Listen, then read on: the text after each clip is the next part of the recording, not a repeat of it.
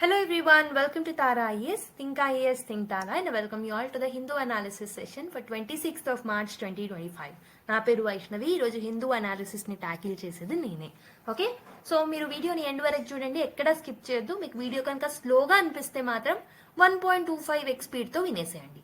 Okay, almost నేను స్లోగా కాదు స్పీడ్గానే చెప్తూ ఉంటాను, but still if you feel that this video is slow you can increase the playback speed. So to have that optimum class room experience. Okay, మొత్తం video చూడండి. Video కనుక నచ్చినట్టయితే like చేయండి. Please subscribe to our channel. First time చూస్తున్న వాళ్ళు benefit అనిపిస్తే subscribe చేసుకోండి, notification bell icon click చేసుకోండి, అండ్ మొత్తం వీడియో చూసి give you feedback through the comment box. Me friends and fellow ఆస్పిరెంట్స్తో కూడా మన వీడియోస్ని షేర్ చేస్తూ ఉండండి. ఓకే, సో మనం కరెంట్ అఫైర్స్ ఎడ్జ్ కోర్స్ కూడా మనం లాంచ్ చేసాము జస్ట్ 499 రూపీస్కి. ఎవరైతే జాయిన్ కాలేదో జాయిన్ అవ్వండి. Prelims is only 60 days away, so that will be definitely beneficial. ఎవరైతే ఇయర్లీ కంపారిజన్స్ చదువుతున్నారో so that won't be useful. So మనకి 0.001% యూసేజ్ మాత్రమే ఉంటుంది వాటితోటి. బట్ మీరు మన కరెంట్ అఫైర్స్ ఎడ్జ్ కోర్స్లో జాయిన్ అవుతే you will get lot of benefits. Okay, మీరు జాయిన్ అవ్వాలి అని అనుకుంటే you can actually click the link that is there in the description box. మన వెబ్సైట్ ఉంటుంది, తారా ఐఏఎస్ వెబ్సైట్. అక్కడికి వెళ్ళి you can actually sign in to the website, and అక్కడ మీకు కోర్స్ అవైలబిలిటీ ఉంటుంది, కరెంట్ అఫైర్స్ ఎడ్జ్ కోర్స్ అని. Already polity sessions phase 1 complete అయిపోయాయి. Economy సెషన్స్లో phase 1లో ఉన్న కరెంట్ అఫైర్స్ కంప్లీట్ అయ్యాయి, but economic survey sessions run అవుతున్నాయి, అండ్ ఎన్వైరన్మెంట్ కూడా స్టార్ట్ అయింది, అండ్ ప్లేసెస్ అండ్ న్యూస్ కూడా అప్డేట్ అవుతాయి. Okay, so with this note let's start the video. So first article చూద్దాం. How is an in house enquiry conducted అని చెప్పేసి ఒక article రావడం జరిగింది. సో ఈ పర్టికులర్ ఆర్టికల్ అనేది మనకి ఎక్కడ యూస్ఫుల్ అవుతుంది అని అంటే GS2 పాయింట్ ఆఫ్ వ్యూలో, GS paper 2 mains point of వ్యూలో మనము ఈ పర్టికులర్ ఆర్టికల్ని లింక్ చేసుకోవచ్చు. GS2లో ఏముంటుంది? Structure, organisation, okay, structure, organisation and functioning of the executive and judiciary, ఈ టాపిక్స్ ఉంటాయి కదా. ఇందులో ఫంక్షనింగ్ ఆఫ్ జుడిషియరీ ఏదైతే ఉంటుందో దాంట్లో మనం ఈ టాపిక్ ని డైరెక్ట్ గా లింక్ చేసుకోవచ్చు. సో ఫస్ట్ ఆఫ్ ఆల్ ఇందులో ఉన్న అంశాలను మనం తెలుసుకునే ముందు, అనాలిసిస్ చేసే ముందు, let me tell you the context of this particular news. ఎందుకు ఇది న్యూస్ లో ఉంది, what is the real matter that is going on అని చూద్దాం. So the context of the news ఏంటంటే, సో రీసెంట్ గా ఏమైందంటే justice Yashwant Varma, so this person is a judge of the Delhi high court అనమాట. సో ఢిల్లీ హైకోర్టులో మన జడ్జ్ అనమాట ఇతను. అయితే వాళ్ళ ఇంట్లో ఫైర్ యాక్సిడెంట్ అనేది జరిగింది. అప్పుడు ఏమైంది అని అంటే కొంతమంది officials they have found some burnt notes అనమాట, కరెన్సీ నోట్స్ ని ఫైండ్ అవుట్ చేయడం జరిగింది. సో అప్పుడు సస్పిషన్స్ అనేవి మొదలయ్యాయి. ఓకే, అందుకే ఇక్కడ కొంచెం ఎంక్వైరీ అనేది కండక్ట్ చేయడం జరిగింది. సో ముందుగా ఢిల్లీ హైకోర్టు యొక్క చీఫ్ జస్టిస్ ఎవరైతే ఉంటారో అతని చర్య తీసుకొని సో ఎంక్వైరీ అనేది చేయడం జరిగింది అనమాట. సో చేసిన ఎంక్వైరీకి సంబంధించిన రిపోర్ట్ ఏదైతే ఉంటుందో ఆ రిపోర్ట్ ని చీఫ్ జస్టిస్ ఆఫ్ ఇండియాకి ప్రెజెంట్ చేసి, అండ్ అప్పుడు ఏం చెప్పారంటే చీఫ్ జస్టిస్ ఆఫ్ ఇండియాకి ఆ రిపోర్ట్ ఇచ్చి ఇంకేం చెప్పారంటే డీటెయిల్ స్క్రూటినీ అనేది జరిపించాలి ఈ పర్టికులర్ అంశం మీద అని చెప్పేసి so Delhi chief justice recommend చేయడం జరిగింది అనమాట. ఓకే, సో ఆ టైంలో ఏ రోజులైతే ఈ పర్టికులర్ చర్యలను సిజేఐ తీసుకున్నారో, సిజేఐ ఏం చేశారు అని అంటే ఇన్ హౌస్ ఎంక్వైరీ కమిటీని నియమించారనమాట. సో ఈ ఇన్ హౌస్ ఎంక్వైరీ కమిటీని నియమించినప్పుడు this particular person that is justice Yashwant Varma ఎవరైతే ఉన్నారో అతని యొక్క జుడిషియల్ డ్యూటీస్ నుంచి కొద్ది రోజుల పాటు తప్పుకోవడం జరిగిందనమాట. ఓకే, సో ఈ పర్టికులర్ ఇన్సిడెంట్ ఏదైతే ఉంటుందో this is raising some concerns on something called as judicial accountability and judicial transparency and independence. Okay, వీటి మీద కొన్ని డిబేట్స్ అనేవి రేజ్ అయ్యాయి అనమాట because of this particular incident. Okay, so this is the context of the news. So ఈ particular news context లో పెట్టుకొని what is in house procedure, in house enquiry committee అంటే ఏంటి, సో ఏం చేస్తారు అందులో, వాట్ ఈస్ ద ప్రొసీజర్ అనేది detail గా చూద్దాం. Okay, so let's start. First of all, let's see what is this in-house enquiry committee. In-house enquiry committee అంటే ఏంటంటే this is a mechanism that is there in the courts అన్నమాట. So basically ఈ particular internal mechanisms తో, ఈ in house procedure తో ఏం చేస్తుంది అని అంటే judiciary will probe in to the misconduct of the judges యొక్క మిస్కండక్ట్ ని ప్రోబ్ చేస్తారనమాట ఈ ఇన్-హౌస్ కమిటీని నియమించి. ఓకే, సో జడ్జెస్ ఏ పర్టికులర్ జడ్జెస్ కి సంబంధించింది అంటే mainly higher judiciary. So higher జుడిషియరీలో ఉన్న మనకి హైకోర్ట్స్ అండ్ సుప్రీం కోర్ట్స్ ఏవైతే ఉంటాయో అక్కడ ఉన్న జడ్జెస్ యొక్క మిస్కండక్ట్ ని ఓకే రివ్యూ చేయడానికి మనకి ఈ ఇన్ హౌస్ ప్రొసీజర్ మెకానిజం అనేది ఉంటుందన్నమాట. సో ఐ హోప్ మీకు ఇన్ హౌస్ ప్రొసీజర్ మెకానిజం అంటే ఏంటో అర్థమైంది అనుకుంటున్నాను. Let me tell you in a definition form. In house procedure is an internal mechanism. ఇది ఒక ఇంటర్నల్ మెకానిజం. దీన్ని ఎందుకు క్రియేట్ చేసాం? It is created by the judiciary to probe into the allegations of misconduct of certain judges of high court and also the supreme court, higher జుడిషియరీకి సంబంధించిన judges. So basically ఎవరు initiate చేస్తారు అని అంటే chief justice of India ఎవరైతే ఉన్నారో, so that person will initiate this in house enquiry mechanism అనమాట. Okay, so ఇది ఒక ప్రిలిమినరీ ఎంక్వైరీ. సో బేసికలీ దీంట్లో ఏమేమి steps, so what is the process అంటే ఫస్ట్ థింగ్ ఏమవుతుంది అని అంటే ప్రిలిమినరీ ఎంక్వైరీ ఏదైతే ఉంటుందో దాన్ని ఎవరు కండక్ట్ చేస్తారు అని అంటే chief justice of that respective high court. ఇప్పుడు ఈ ఢిల్లీ హైకోర్ట్ కి సంబంధించిన కేసులో అక్కడ ఉన్న చీఫ్ జస్టిస్ ఆఫ్ హైకోర్ట్ ఎలా అయితే ప్రిలిమినరీ ఎంక్వైరీ చేశారో, సో సేమ్ ప్రతి కేసులో కూడా ప్రిలిమినరీ ఎంక్వైరీ అనేది హైకోర్ట్ కి సంబంధించిన జడ్జి అయితే హైకోర్ట్ కి సంబంధించిన chief justice, that respective chief justice ఎవరైతే ఉంటారో వాళ్ళు ప్రిలిమినరీ ఎంక్వైరీని కండక్ట్ చేస్తారనమాట. ఓకే, ఒకవేళ వీళ్ళు కండక్ట్ చేసిన ఈ ఎంక్వైరీలో ఒకవేళ ప్రైమఫెసీ ఏదైనా ఎవిడెన్స్ వీళ్ళకి దొరికినట్టయితే అప్పుడు ఒక 3 మెంబర్ కమిటీని ఫామ్ చేస్తారు. ఓ 3 member committee will be formed అనమాట. సో యూజువల్లీ ఈ 3 మెంబర్ కమిటీలో ఎవరు ఉంటారు అని అంటే so judges of higher rank. So judges of higher rank ఎవరైతే ఉంటారో అంటే ఈ ఎవరైతే జడ్జికి అగేన్స్ట్ గా మనం చేస్తున్నామో అతనికన్నా హయ్యర్ ర్యాంక్ లో ఉన్న జడ్జెస్ ని ఒక 3 ఇందులోకి నియమిస్తామన్నమాట. సో హయ్యర్ ర్యాంక్ అయినా ఉండొచ్చు, ఈక్వల్ ర్యాంక్ అయిన వాళ్ళని కూడా మనం పెట్టుకోవచ్చు అనమాట ఈ కమిటీలో. Okay, so this particular committee will be constituted. ఈ కమిటీ ఏం చేస్తుంది అని అంటే this committee will conduct some enquiry and will give the report to the chief justice of India. So వీళ్ళు కండక్ట్ చేసిన ఎంక్వైరీ రిపోర్ట్ ఏదైతే ఉంటుందో దాన్ని చీఫ్ జస్టిస్ ఆఫ్ ఇండియా ఎవరైతే ఉంటారో చీఫ్ జస్టిస్ ఆఫ్ ఇండియాకి సబ్మిట్ చేయడం జరుగుతుంది అనమాట. ఓకే, సో ఈ పర్టికులర్ ఇన్వెస్టిగేషన్ చేసి రిపోర్ట్ సిజేఐకి ప్రెజెంట్ చేసిన తర్వాత ఈ పర్టికులర్ ప్రాసెస్ ఏదైతే ఉంటుందో that process will be confidential only, ఎవరికి తెలియనివ్వరు, కాన్ఫిడెన్షియల్ గానీ ఈ ప్రాసెస్ అంతా నడుస్తుంది. And the findings that are there in this report, ఈ రిపోర్ట్ లో ఉన్న ఫైండింగ్స్ ఏవైతే ఉన్నాయో this are not made in to public అనమాట, అంటే పబ్లిక్ డొమైన్ లో పెట్టారు. ఇది గుర్తుపెట్టుకోండి. So it may lead to recommendation such that voluntary resignation, withdrawal of judicial work and impeachment proceedings టైంలో ఈ పర్టికులర్ ప్రాసెస్ అనేది నడుస్తూ ఉంటుంది అనమాట. ఓకే, సో అయితే ఈ పర్టికులర్ ప్రాసెస్ లో క్రిమినల్ ప్రొసీడింగ్స్ మాత్రం కంటిన్యూ అవ్వవు. ఈ ఇన్ హౌస్ ప్రొసీజర్ మెకానిజమ్స్ లో క్రిమినల్ ప్రొసీడింగ్స్ కి సంబంధించిన వాటిని కొనసాగించరు. సో క్రిమినల్ ప్రొసీడింగ్స్ కి వేరే రూట్ అనేది ఉంటుంది. It will not be conducted through this enquiry committee అనమాట. ఓకే, సో ఇప్పుడు మనము let's see how in house mechanism in judiciary differs from that of the legislative and executive. So legislative domain లో మనకి in house mechanisms ఉంటాయి, executive domain లో కూడా మనకి in house mechanisms ఉంటాయి, అండ్ జుడిషియరీలో కూడా ఉంటాయని చెప్పాను. సో ఈ మూడిటికి ఏం డిఫరెన్స్ ఉంటుందో ఒకసారి చూద్దాం డీటెయిల్ గా. సో బేసిక్ గా nature of the process. So first aspect is nature of the process పరంగా చూసుకుంటే జుడిషియరీలో ఇన్ హౌస్ మెకానిజం అనేది it will be kept confidential అనమాట. ఓకే, సో బేసికలీ ఆ ఇన్ హౌస్ కమిటీలో ఉన్న మెంబర్స్ కూడా జడ్జెస్ ఏ ఉంటారనమాట. So that is a part of judiciary. Legislature లో బేసిక్ గా ఈ ప్రాసెస్ అనేది ఎలా ఉంటుంది అంటే పార్లమెంటరీ డిబేట్స్ ద్వారా ప్రివిలేజ్ మోషన్స్ పాస్ చేస్తూ ఉంటారు. సో కొన్ని కమిటీస్ ని ఫామ్ చేసి ఇన్వెస్టిగేషన్స్ చేస్తూ ఉంటారు అనమాట లెజిస్లేచర్ లో. అయితే ఎగ్జిక్యూటివ్ ఆర్గన్స్ లో ఎలా ఉంటాయి అని అంటే సిబిఐ గానీ ఈడీ ఇన్వెస్టిగేషన్స్ గానీ జరుగుతాయి, లేకపోతే ట్రైబ్యునల్స్ ద్వారా కేసెస్ ని సాల్వ్ చేస్తూ ఉంటాం, లేకపోతే డిపార్ట్మెంటల్ ఎంక్వైరీస్ అనేవి నడుస్తూ ఉంటాయి.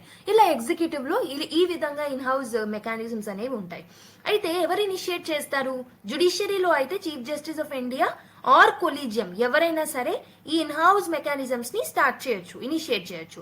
లెజిస్లేచర్ లో అయితే speaker or chairman, definitely they will be the highest authority కాబట్టి so of that particular house speaker or chairman. So ఒకవేళ రాజ్యసభ అయితే చైర్మన్, లోక్సభ అయితే speaker will initiate the proceedings అనమాట. అయితే ఎగ్జిక్యూటివ్ లో ఎవరు చేస్తారు అంటే మినిస్టర్ ఎవరైతే మినిస్ట్రీ ఏ పర్టికులర్ డొమైన్ లో అయితే వాళ్ళు హెడ్ చేస్తున్నారో ఆ particular ministry can initiate the process అన్నమాట. వాళ్ళే కాకుండా అడ్మినిస్ట్రేటివ్ సుపీరియర్స్ ఎవరైతే ఉన్నారో they can also initiate the process. Okay, మరి ట్రాన్స్పరెన్సీ లెవెల్ ఎక్కడి వరకు ఉంటుంది అని అంటే జుడిషియరీకి సంబంధించిన రిపోర్ట్స్ అని అన్ని కూడా కాన్ఫిడెన్షియల్ గా పెడతారనమాట. అయితే ఈ జుడిషియరీకి సంబంధించిన జడ్జెస్ కి సంబంధించిన రిపోర్ట్స్ ఏవైతే ఉంటాయో they are not made in to public domain లో పెట్టారు. ఇంతకు ముందు కూడా నేను చెప్పాను. సో లెజిస్లేచర్ లో అయితే జనరలీ ఈ డిబేట్స్ అనేవి నడుస్తూ ఉంటాయి, ప్రివిలేజ్ మోషన్స్ అవన్నీ నడుస్తూ ఉంటాయి కాబట్టి జనరల్ పబ్లిక్ కి కూడా ఈ డిబేట్స్ అండ్ డిస్కషన్స్ గురించి తెలుస్తాయి ప్రెస్ ద్వారా. ఓకే, ఎగ్జిక్యూటివ్ లో అయితే case to case it will vary అనమాట. So of and right to information ఏదైతే ఉంటుందో that will be accessible and subject to some CAG or parliamentary oversight అనేది ఉంటుంది. రైట్ టు ఇన్ఫర్మేషన్ ఉన్నప్పటికీ so వాటి మీద parliamentary oversight and CAG oversight అనేది ఉంటుంది అనమాట.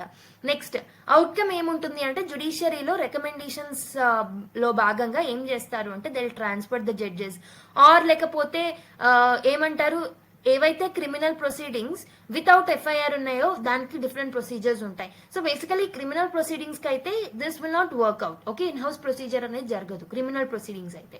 లెజిస్లేచర్ లో ఎలా ఉంటుంది అంటే దట్ పర్టికులర్ ఎంపీని లేదా స్టేట్ లెవెల్లో అయితే ఎమ్మెల్యేని ఎక్స్పల్షన్ చేస్తారు, సస్పెండ్ చేస్తారు. ఓకే, ప్రాసిక్యూట్ కూడా చేసే ఛాన్సెస్ ఉంటాయి ఒకసారి. నెక్స్ట్ ఎగ్జిక్యూటివ్ లో ఎలా ఉంటుంది అంటే సస్పెండ్ చేస్తారనమాట. ఆ పర్టికులర్ పర్మనెంట్ ఎగ్జిక్యూటివ్ అయితే కొన్ని రోజులు సస్పెండ్ చేస్తారు. డిపార్ట్మెంటల్ లెవెల్ యాక్షన్స్ తీసుకుంటారు, క్రిమినల్ ప్రాసిక్యూషన్స్ జరుగుతాయి. Okay, this is a part of executive. మరి లీగల్ స్టాండింగ్ ఏముంటుంది అని అంటే జుడిషియరీకి సంబంధించిన ఇన్ హౌస్ మెకానిజమ్స్ కి సంబంధించి ఎలాంటి చట్టం అనేది లేదు. So there is no statutory process అనమాట. బేసికలీ దీన్ని మనం ఎలా డిరైవ్ చేసుకున్నామనంటే సుప్రీం కోర్ట్ కి సంబంధించిన 1999 ఇన్ హౌస్ రెజల్యూషన్ మెకానిజం ఏదైతే తీసుకొచ్చామో దాన్నే ఇప్పటికీ మనము ఒక కన్వెన్షన్ లాగా ఫాలో అవుతూ వస్తున్నాం అనమాట. లెజిస్లేచర్ లో ఎలా ఉంటుంది అని అంటే కాన్స్టిట్యూషనల్ ఆర్ స్టాట్యూటరీ బ్యాకింగ్ అనేది ఉంటుంది. సో ప్రివిలేజ్ కి సంబంధించి ఒక చట్టాన్ని ఫ్రేమ్ చేసిన తర్వాతనే దానికి సంబంధించిన debates, discussions and in house mechanisms అనేవి జరుగుతాయి లెజిస్లేచర్ కి సంబంధించి. ఎగ్జిక్యూటివ్ లో ఎలా ఉంటుంది అని అంటే సో బేసికలీ సర్వీస్ రూల్స్ ఉంటూ ఉంటాయి. ఇప్పుడు for example civil service rules అనేవి ఉంటాయి, కండక్ట్ రూల్స్ ఉంటాయి. సో ఇలా రూల్స్ బట్టి వీళ్ళు ప్రాసెస్ ని ఫాలో అవుతుంటారు అనమాట. అండ్ మనకి క్రిమినల్ యాక్ట్స్ లైక్ సిఆర్పిసి, ఐపీసీలో కూడా డిఫరెంట్ సెక్షన్స్ లో డిఫరెంట్ ఇన్ హౌస్ మెకానిజమ్స్ గురించి మెన్షన్ చేసి ఉంటుంది అనమాట. మరి అకౌంటబిలిటీ ఎక్కడి వరకు ఉంటుంది జుడిషియరీలో అంటే లిమిటెడ్ అకౌంటబిలిటీ ఓన్లీ. ఎందుకు అని అంటే డైరెక్ట్ క్రిమినల్ పెనాలిటీకి సంబంధించిన ఎలాంటి ప్రొవిజన్స్ మన దగ్గర లేవు. లెజిస్లేచర్ లో అయితే basically media and public scrutiny ఉంటుంది కాబట్టి దిస్ ఇస్ హైలీ అకౌంటబుల్ అని చెప్పొచ్చు. Executive is moderate, okay, so not highly and not limited also, moderate to high subject to actually CAG investigations ki judiciary oversight ki executive గురవుతుంది కాబట్టి moderate level of మనకి accountability executive side నుంచి వస్తుంది అనమాట. So this is the difference between in house mechanisms of judiciary, legislature and executive. So అయితే మనకి ఇక్కడ problem ఏంటంటే అకౌంటబిలిటీలో మనం చూసుకుంటే మాత్రం జుడిషియరీ యొక్క అకౌంటబిలిటీ అనేది చాలా లిమిటెడ్ గా ఉంది. అదొక major problem that we're seeing. Okay, so వీళ్ళు ఏదైతే రిపోర్ట్స్ ఇస్తున్నారో అది కూడా పబ్లిక్ డొమైన్ లో పెట్టట్లేదు, which lakhs transparency and accountability.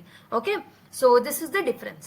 Now let's see what is the significance of in-house procedure and what are the challenges of in-house procedures and what should be the way forward. ఈ 3 aspects ని deal చేస్తే we'll complete the analysis of the first article. Okay, let's see. So మనకి in house procedure mechanisms like mainly జుడిషియరీకి సంబంధించి discuss చేస్తున్నాం కాబట్టి why it is necessary, why it is significant అంటే first thing why it is necessary అంటే it maintains the judicial accountability. Judicial accountability అనేది maintain అవుతుంది. So that is why it is needed. Okay, so basically ఒక structured way అనేది మనకి okay ఒక convention లాగా మనం ఫాలో అవుతూ వస్తున్నాం కాబట్టి ఇన్ హౌస్ ప్రొసీజర్ మెకానిజమ్స్ కోసం. సో దీని వల్ల జుడిషియరీ అండ్ జుడిషియరీలో ఉన్న judges will be accountable to their actions అన్నమాట. నెక్స్ట్ ఇంకొకటి ఏంటంటే so it preserves the institutional integrity. So ఆ జుడిషియరీ అనే ఇన్స్టిట్యూషన్ యొక్క ఇంటిగ్రిటీని మనం ప్రిజర్వ్ చేసిన వాళ్ళం అవుతాం అనమాట. సో పబ్లిక్ యొక్క ట్రస్ట్ ని గెయిన్ చేసుకోవచ్చు జుడిషియరీ అనేది. ఓకే, ఒక సెల్ఫ్ కరెక్టింగ్ ఇన్స్టిట్యూషన్ గా మనము జుడిషియరీని ఆ జుడిషియరీ అనే ఒక ఇన్స్టిట్యూషన్ ని హై లెవెల్లో మనం పెట్టొచ్చు అనమాట. So public will also will gain trust on this particular institution. ఇంకేముంటుంది అని అంటే so it will check the judicial misconduct also. Judiciary యొక్క మిస్కండక్ట్ ని చెక్ చేసే ఒక మెకానిజమే ఈ ఇన్ హౌస్ ప్రొసీజర్ అనమాట. సో బేసికలీ ఇది ఒక నాన్ పొలిటికల్ రూట్, ఎందుకంటే ఇందులో జడ్జెసే ఉంటారు, జడ్జెసే ఇంకో జడ్జి యొక్క మిస్కండక్ట్ ని చేస్తూ ఉంటారు కాబట్టి it's like self correcting method అనమాట. Okay, so this will help in checking the judicial misconducted. Okay, next why it is necessary అంటే ఫోర్త్ పాయింట్ వచ్చేసి what I wanted to tell you is, so it prevents judicial overreach or over ఆర్కి ఏదైతే ఉంటుందో దాన్ని మనం prevent చేయొచ్చు అనమాట. So external interference లేకుండా జుడిషియరీ ఇండిపెండెంట్ గా without going in to the domains of executive and legislative proper గా ఫంక్షన్ అయ్యేలాగా మనం చూసుకోవచ్చు because of this in house mechanisms. So why it is significant అంటే ఫస్ట్ జుడిషియల్ అకౌంటబిలిటీకి హెల్ప్ అవుతుందని చెప్పాను. నెక్స్ట్ ఇంకొకటి ఏంటంటే it will preserve the institutional integrity of judiciary. దాని తర్వాత it will check the judicial misconduct. దాంతో పాటు this will prevent the judicial overreach anamata. So that is why in-house procedure mechanism is needed. But there are a lot of challenges with respect to this procedure. Let's see what are they. So first challenge ఏంటంటే this particular మెకానిజంలో there is lack of transparency. So lack of transparency is the first issue. Transparency issues అనేవి ఉన్నాయి. ఎలా ఉన్నాయి transparency issues అని అంటే basically ఇక్కడ జరిగే ప్రొసీడింగ్స్ ఏవైతే ఉంటాయో, అవుట్కమ్స్ ఏవైతే ఉంటాయో these are not transparent. So public domain లో పెట్టట్లేదు. So people don't know what is the process of this particular things and what is the outcome అనేది పీపుల్ కి తెలియకుండా పోతుంది. So this will lead to the lack of transparency of this particular procedure. Second, ఇంకొకటి ఏంటంటే no criminal consequences. So ఇక్కడ మనం ఏదైతే consequences judicial judges face చేయాల్సి వస్తుందో after the outcome, so there is no criminal charges అనమాట. So ఒకవేళ judges if they found guilty also criminal liability అనేది వాళ్ళకు ఉంటుంది అనమాట. They will escape from the criminal liability. So ప్రస్తుతం ఉన్న సిస్టమ్ లో జడ్జెస్ ఒకవేళ ఇఫ్ దే ఫైండ్ గిల్టీ, వాళ్ళు గిల్టీగా ప్రూవ్ చేయబడినప్పటికీ కూడా వాళ్ళకి అగేన్స్ట్ గా క్రిమినల్ ప్రొసీడింగ్స్ అనేవి తీసుకోరనమాట. So that is another problem. Third thing ఏంటంటే మనకి కొలీజియం సీక్రసీ.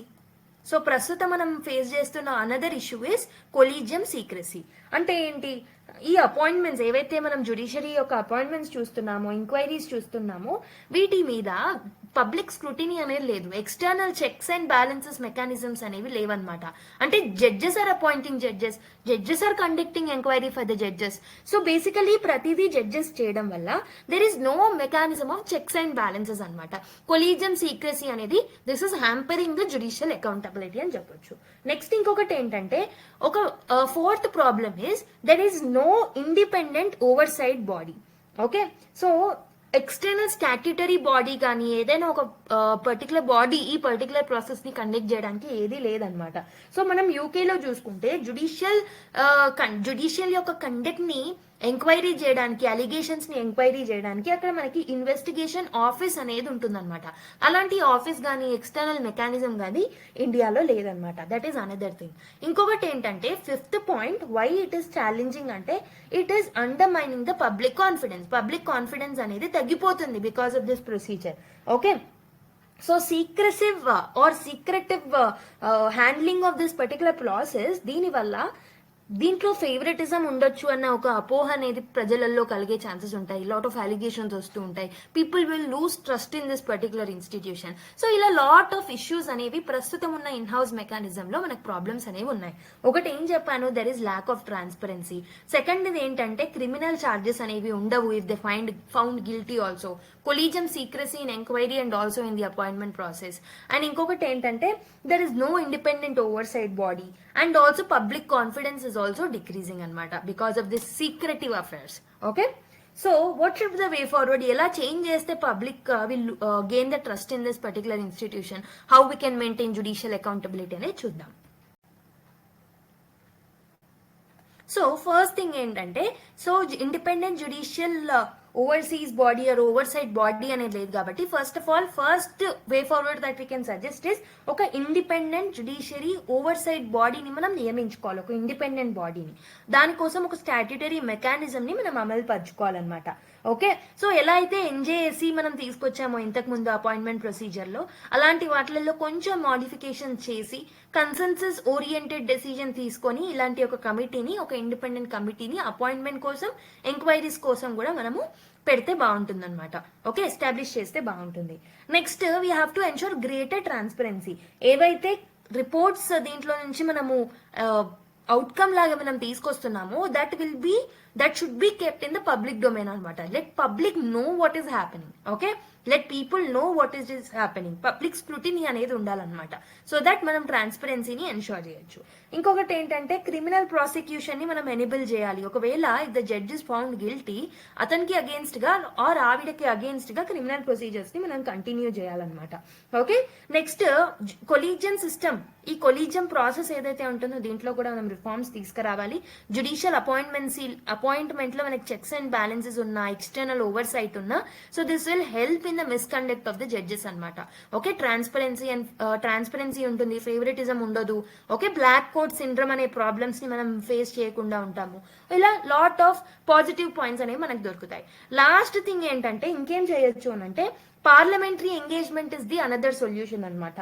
సో ఈ particular investigative or legislative debates ఏవైతే ఉన్నాయో ఆ లెజిస్లేటివ్ డిబేట్స్ లో జ్యుడిషియరీకి సంబంధించిన మిస్కండక్ట్ ఆఫ్ జడ్జెస్ ని కూడా మనం ఇంక్లూడ్ చేయొచ్చు.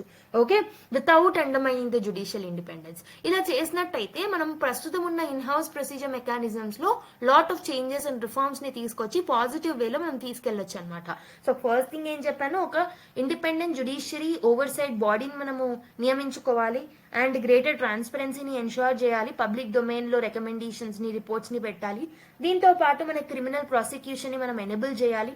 దీంతో పాటు కొలీజియన్ సిస్టమ్ ని రిఫార్మ్స్ చేయొచ్చు. అండ్ ఇంకొకటి ఏంటంటే parliamentary engagement is also needed.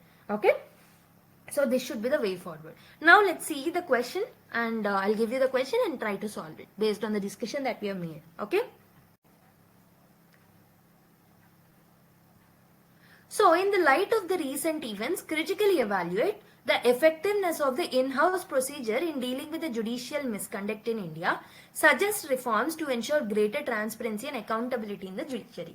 So మనం ప్రస్తుతం డిస్కస్ చేసిన క్వశ్చన్ ఏదైతే ఉంటుందో, టాపిక్ ఏదైతే ఉందో ఆ టాపిక్ తో ఈ క్వశ్చన్ ని మీరు ఈజీగా సాల్వ్ చేయొచ్చు, అవునా కదా? సో ఇంట్రడక్షన్ లో కాంటెక్స్చువల్ బేస్డ్ ఇంట్రడక్షన్ ఇవ్వచ్చు. మీకు తెలుసు కదా, రీసెంట్ గా ఇప్పుడు మనం కేసు ఏదైతే డిస్కస్ చేసామో ఢిల్లీ హైకోర్టు కి సంబంధించిన జడ్జ్ ఏదైతే ఫైర్ యాక్సిడెంట్ లో మనకి ఈ నోట్స్ దొరికాయో వాటి గురించి ఒక కాంటెక్స్ట్ ఇస్తూ ఇన్ హౌస్ కమిటీ మెకానిజం ని మీరు ఇంట్రడ్యూస్ చేయొచ్చు ఇంట్రడక్షన్ లో. దాని తర్వాత when you come to the body part, they are asking us to critically evaluate. So ఏం పాజిటివ్స్ ఉంటాయి ఇన్ హౌస్ ప్రొసీజర్ మెకానిజం లో, దానికన్నా ముందు what are the steps that are taken as part of in house enquiry committee in India. జుడిషియరీలో ఎలాంటి steps ఉంటాయి, 3-4 steps నేను చెప్పాను కదా, వాటిని రాయొచ్చు. తర్వాత పాజిటివ్స్ ఏమున్నాయి, నెగటివ్స్ ఏమున్నాయి క్రిటికలీ ఎగ్జామైన్ చేసి you have to suggest some reforms అనమాట. ఎలాంటి రిఫార్మ్స్ ని మనం తీసుకురావడం వల్ల we can ensure transparency and accountability అనేది మీరు చెక్ చేయాలి. Okay, this is how you need to right this particular question. Okay, now let's go to another question topic. So next one is a bad omen for public trust in vaccines అని చెప్పేసి ఒక article రాయడం జరిగింది. So basically let's see how it will be related to UPSC syllabus. So GS2 లో మనకి mains లో government policies and interventions in health అనే topic ఏదైతే ఉంటుందో ఆ టాపిక్ తో మనం లింక్ చేసుకోవచ్చు. GS3 లో development and management of health sector అనే టాపిక్ తో మనం లింక్ చేసుకోవచ్చు. Okay, so science and technology and applications and daily life అనే టాపిక్ తో కూడా మీరు ఈ టాపిక్ ని లింక్ చేసుకోవచ్చు అనమాట. Okay, so context of the news చూద్దాం. సో సెవెరల్ పెటిషన్స్ అనేవి ఫైల్ అయ్యాయి అనమాట. ఎక్కడ ఫైల్ అయ్యాయి అంటే కోర్ట్స్ లో. ఎందుకు ఫైల్ అయ్యాయి? Because it is challenging the approval and safety of the vaccines. So ఏవైతే వ్యాక్సిన్స్ ఇండియాలో ప్రొడ్యూస్ చేస్తున్నామో, అప్రూవ్ చేస్తున్నామో, ఓకే, వీటి యొక్క అప్రూవల్ గురించి అండ్ సేఫ్టీకి సంబంధించిన కన్సర్న్స్ ఏవైతే ఉంటాయో వీటికి అగేన్స్ట్ గా కొన్ని పెటిషన్స్ ని కోర్ట్స్ లో ఫైల్ చేయడం జరిగింది. ఈ వ్యాక్సిన్స్ అనేది COVID-19 అనే కాదు, రేబీస్ వ్యాక్సిన్, రోటా వైరస్, ఇలా లాట్ ఆఫ్ వ్యాక్సిన్స్ కి సంబంధించిన approval process and safety mechanisms గురించి తెలుసుకోవడానికి కొన్ని పెటిషన్స్ ని ఫైల్ చేయడం జరిగింది అనమాట. అయితే this particular petition is actually raising some questions అనమాట. ఏం క్వశ్చన్స్ ని రేజ్ చేస్తుంది? ఒకటి, ఈ వ్యాక్సిన్ తయారీలో క్లినికల్ ట్రయల్ ట్రాన్స్పరెన్సీ ఎంత వరకు ఉంటుంది? సో ఇటు వ్యాక్సిన్స్ తీసుకోవడం వల్ల ఏదైనా సైడ్ ఎఫెక్ట్స్ ఉంటాయా? వీటి మీద ఏదైనా రెగ్యులేషన్స్ అండ్ ఓవర్ సైట్ ఉందా? లేకపోతే ఒకవేళ ఎవరైనా ఎఫెక్ట్ అవుతే వీటి వల్ల కంపెన్సేషన్ అనేది ప్రొవైడ్ చేస్తారా? సో ఇలాంటి ఇష్యూస్ మీద మనకి, ఇలాంటి డిఫరెంట్ అంశాల మీద మనకి there are certain questions that are raising in our mind, ఎందుకంటే పెటిషన్స్ ని ఫైల్ చేయడం వల్ల. Okay, well some stem from the anti vaccine sentiment. కొంతమందికి వ్యాక్సిన్స్ తీసుకోవద్దు అన్న ఒక సెంటిమెంట్ ఏదైతే ఉంటుందో దాని నుంచి కొంతమందికి ఇది పుట్టొచ్చు. And other reflect the genuine concerns also. కొంతమందికి ఏమో యాంటీ వ్యాక్సిన్ సెంటిమెంట్ ఉంటుంది, ఇంకొంతమందికి జెన్యూన్ కన్సర్న్స్ అనేవి ఉంటాయి అనమాట వ్యాక్సిన్ కి సంబంధించి. ఓకే, వ్యాక్సిన్ అప్రూవల్ ఎలా ఉంటుంది, దాని ఎలా ట్రాన్స్పరెన్సీగా ఉంటుంది, రెగ్యులేటరీ ఓవర్సైట్ ఉంటుందా లేదా, ఇలాంటి జెన్యూన్ క్వశ్చన్స్ అండ్ కన్సర్న్స్ కూడా కొంతమందికి ఉన్నాయన్నమాట. ఈ పెటిషన్స్ ని రేజ్ చేయడం వల్ల కోర్ట్స్ లో ఈ పర్టికులర్ వ్యాక్సిన్స్ కి సంబంధించిన అప్రూవల్ ప్రాసెస్, సేఫ్టీ మెకానిజమ్స్ అన్ని న్యూస్ లో ఉన్నాయన్నమాట. దాని మీద ఈ ఎడిటోరియల్ రాయడం జరిగింది. So let's have an analysis of this particular editorial with respect to this vaccine approval in detail. Okay, let's start. So vaccine regulation కి సంబంధించి ఇండియాలో ఎలాంటి ప్రాసెస్ ఉందో చూద్దాం. So there is a body called as CDSCO. Okay, CDSCO అంటే ఏంటంటే central drugs standard control organisation అనమాట. ఇది ఏం చేస్తుంది అని అంటే this will regulate the vaccines and this will approve the vaccines అనమాట. రెగ్యులేషన్ ఇదే చేస్తుంది అండ్ అప్రూవ్ కూడా ఇదే చేస్తుంది, ఇదే బాడీ. సో బేసికలీ మనకి డిఫరెంట్ ఫార్మసిటికల్ కంపెనీస్ అనేవి ఉంటాయి, అవునా. సో వాళ్ళు ఏం చేస్తారు, ఈ వ్యాక్సిన్ తయారీలో కొన్ని క్లినికల్ ట్రయల్స్ ఏవైతే ఉంటాయో వాటిని కండక్ట్ చేస్తారు, అవునా. సో ఈ పర్టికులర్ క్లినికల్ ట్రయల్స్ కి సంబంధించిన డేటా ఏదైతే ఉంటుందో ఈ డేటాని CDSCOకి సబ్మిట్ చేయడం జరుగుతుంది అనమాట ఈ ఫార్మసిటికల్ కంపెనీస్. ఓకే, ఈ CDSCO ఏం చేస్తుంది అని అంటే it will consult with some experts, independent experts ఎవరైతే ఉంటారో వాళ్ళని ఈ CDSCO అనేది కన్సల్ట్ అవుతుంది అనమాట. Okay, so it does not publish clinical trial data. Basically clinical trial data ఏదైతే రిసీవ్ చేసుకుంటుందో అది ఈ పర్టికులర్ CDSCO అనేది పబ్లిష్ అయితే చెయ్యదు. And there is no legal mandate for informed consent frameworks also. So basically ఏమవుతుంది అని అంటే మనకు ఫార్మసిటికల్ కంపెనీస్ ఉంటాయి, this will do some clinical trials. ఈ రిపోర్ట్ ని CDSCOకి ప్రజెంట్ చేసి CDSCO కొంతమంది ఇండిపెండెంట్ ఎక్స్పర్ట్స్ కి ఇస్తుంది. వాళ్ళ యొక్క అవుట్పుట్ అనే దాన్ని బట్టి అప్రూవ్ చేయాలా వద్దా, రెగ్యులేట్ ఎలా చేయాలి అనే నిర్ణయాలు తీసుకుంటుంది అనమాట. ఓకే, ఒకవేళ ఈ వ్యాక్సిన్ ఇంటేక్ లో కానివ్వండి, ఏదైనా ప్రొసీజర్ లో కానీ ఇంటేక్ లో కానివ్వండి, ఎవరైనా వ్యాక్సిన్ తీసుకున్న తర్వాత ఏదైనా అడ్వర్స్ ఎఫెక్ట్ ఆర్ ఇంపాక్ట్ అనేది కలిగినప్పుడు సో CDSCOలో మనకి ఒక మెకానిజం అనేది ఉంటుంది, ఒక సిస్టమ్ అనేది ఉంటుంది, AEFI సిస్టమ్ అని. దీని ద్వారా వాటిని రెగ్యులేట్ చేస్తుంది అనమాట. అలాంటి అడ్వర్స్ ఇంపాక్ట్స్ ఏవైతే ఉంటాయో వాటన్నిటిని ట్రాక్ చేస్తుంది అనమాట CDSCO in this particular AEFI system. Okay, కానీ ఇక్కడ ప్రాబ్లం ఏమవుతుంది అని అంటే ఈ మెకానిజం అనే సిస్టమ్ అనేది ప్రాపర్ గా ఇంప్లిమెంట్ చేయబడట్లేదు అనమాట. ఈ పర్టికులర్ మెకానిజం ని, ఈ పర్టికులర్ ప్రాసెస్ ని పూర్గా ఇంప్లిమెంట్ చేయడం వల్ల so there is a lack of safety mechanisms కి ప్రాపర్ సేఫ్టీ అనేది లేకుండా పోతుంది అనమాట వ్యాక్సిన్ మెకానిజమ్స్ కి.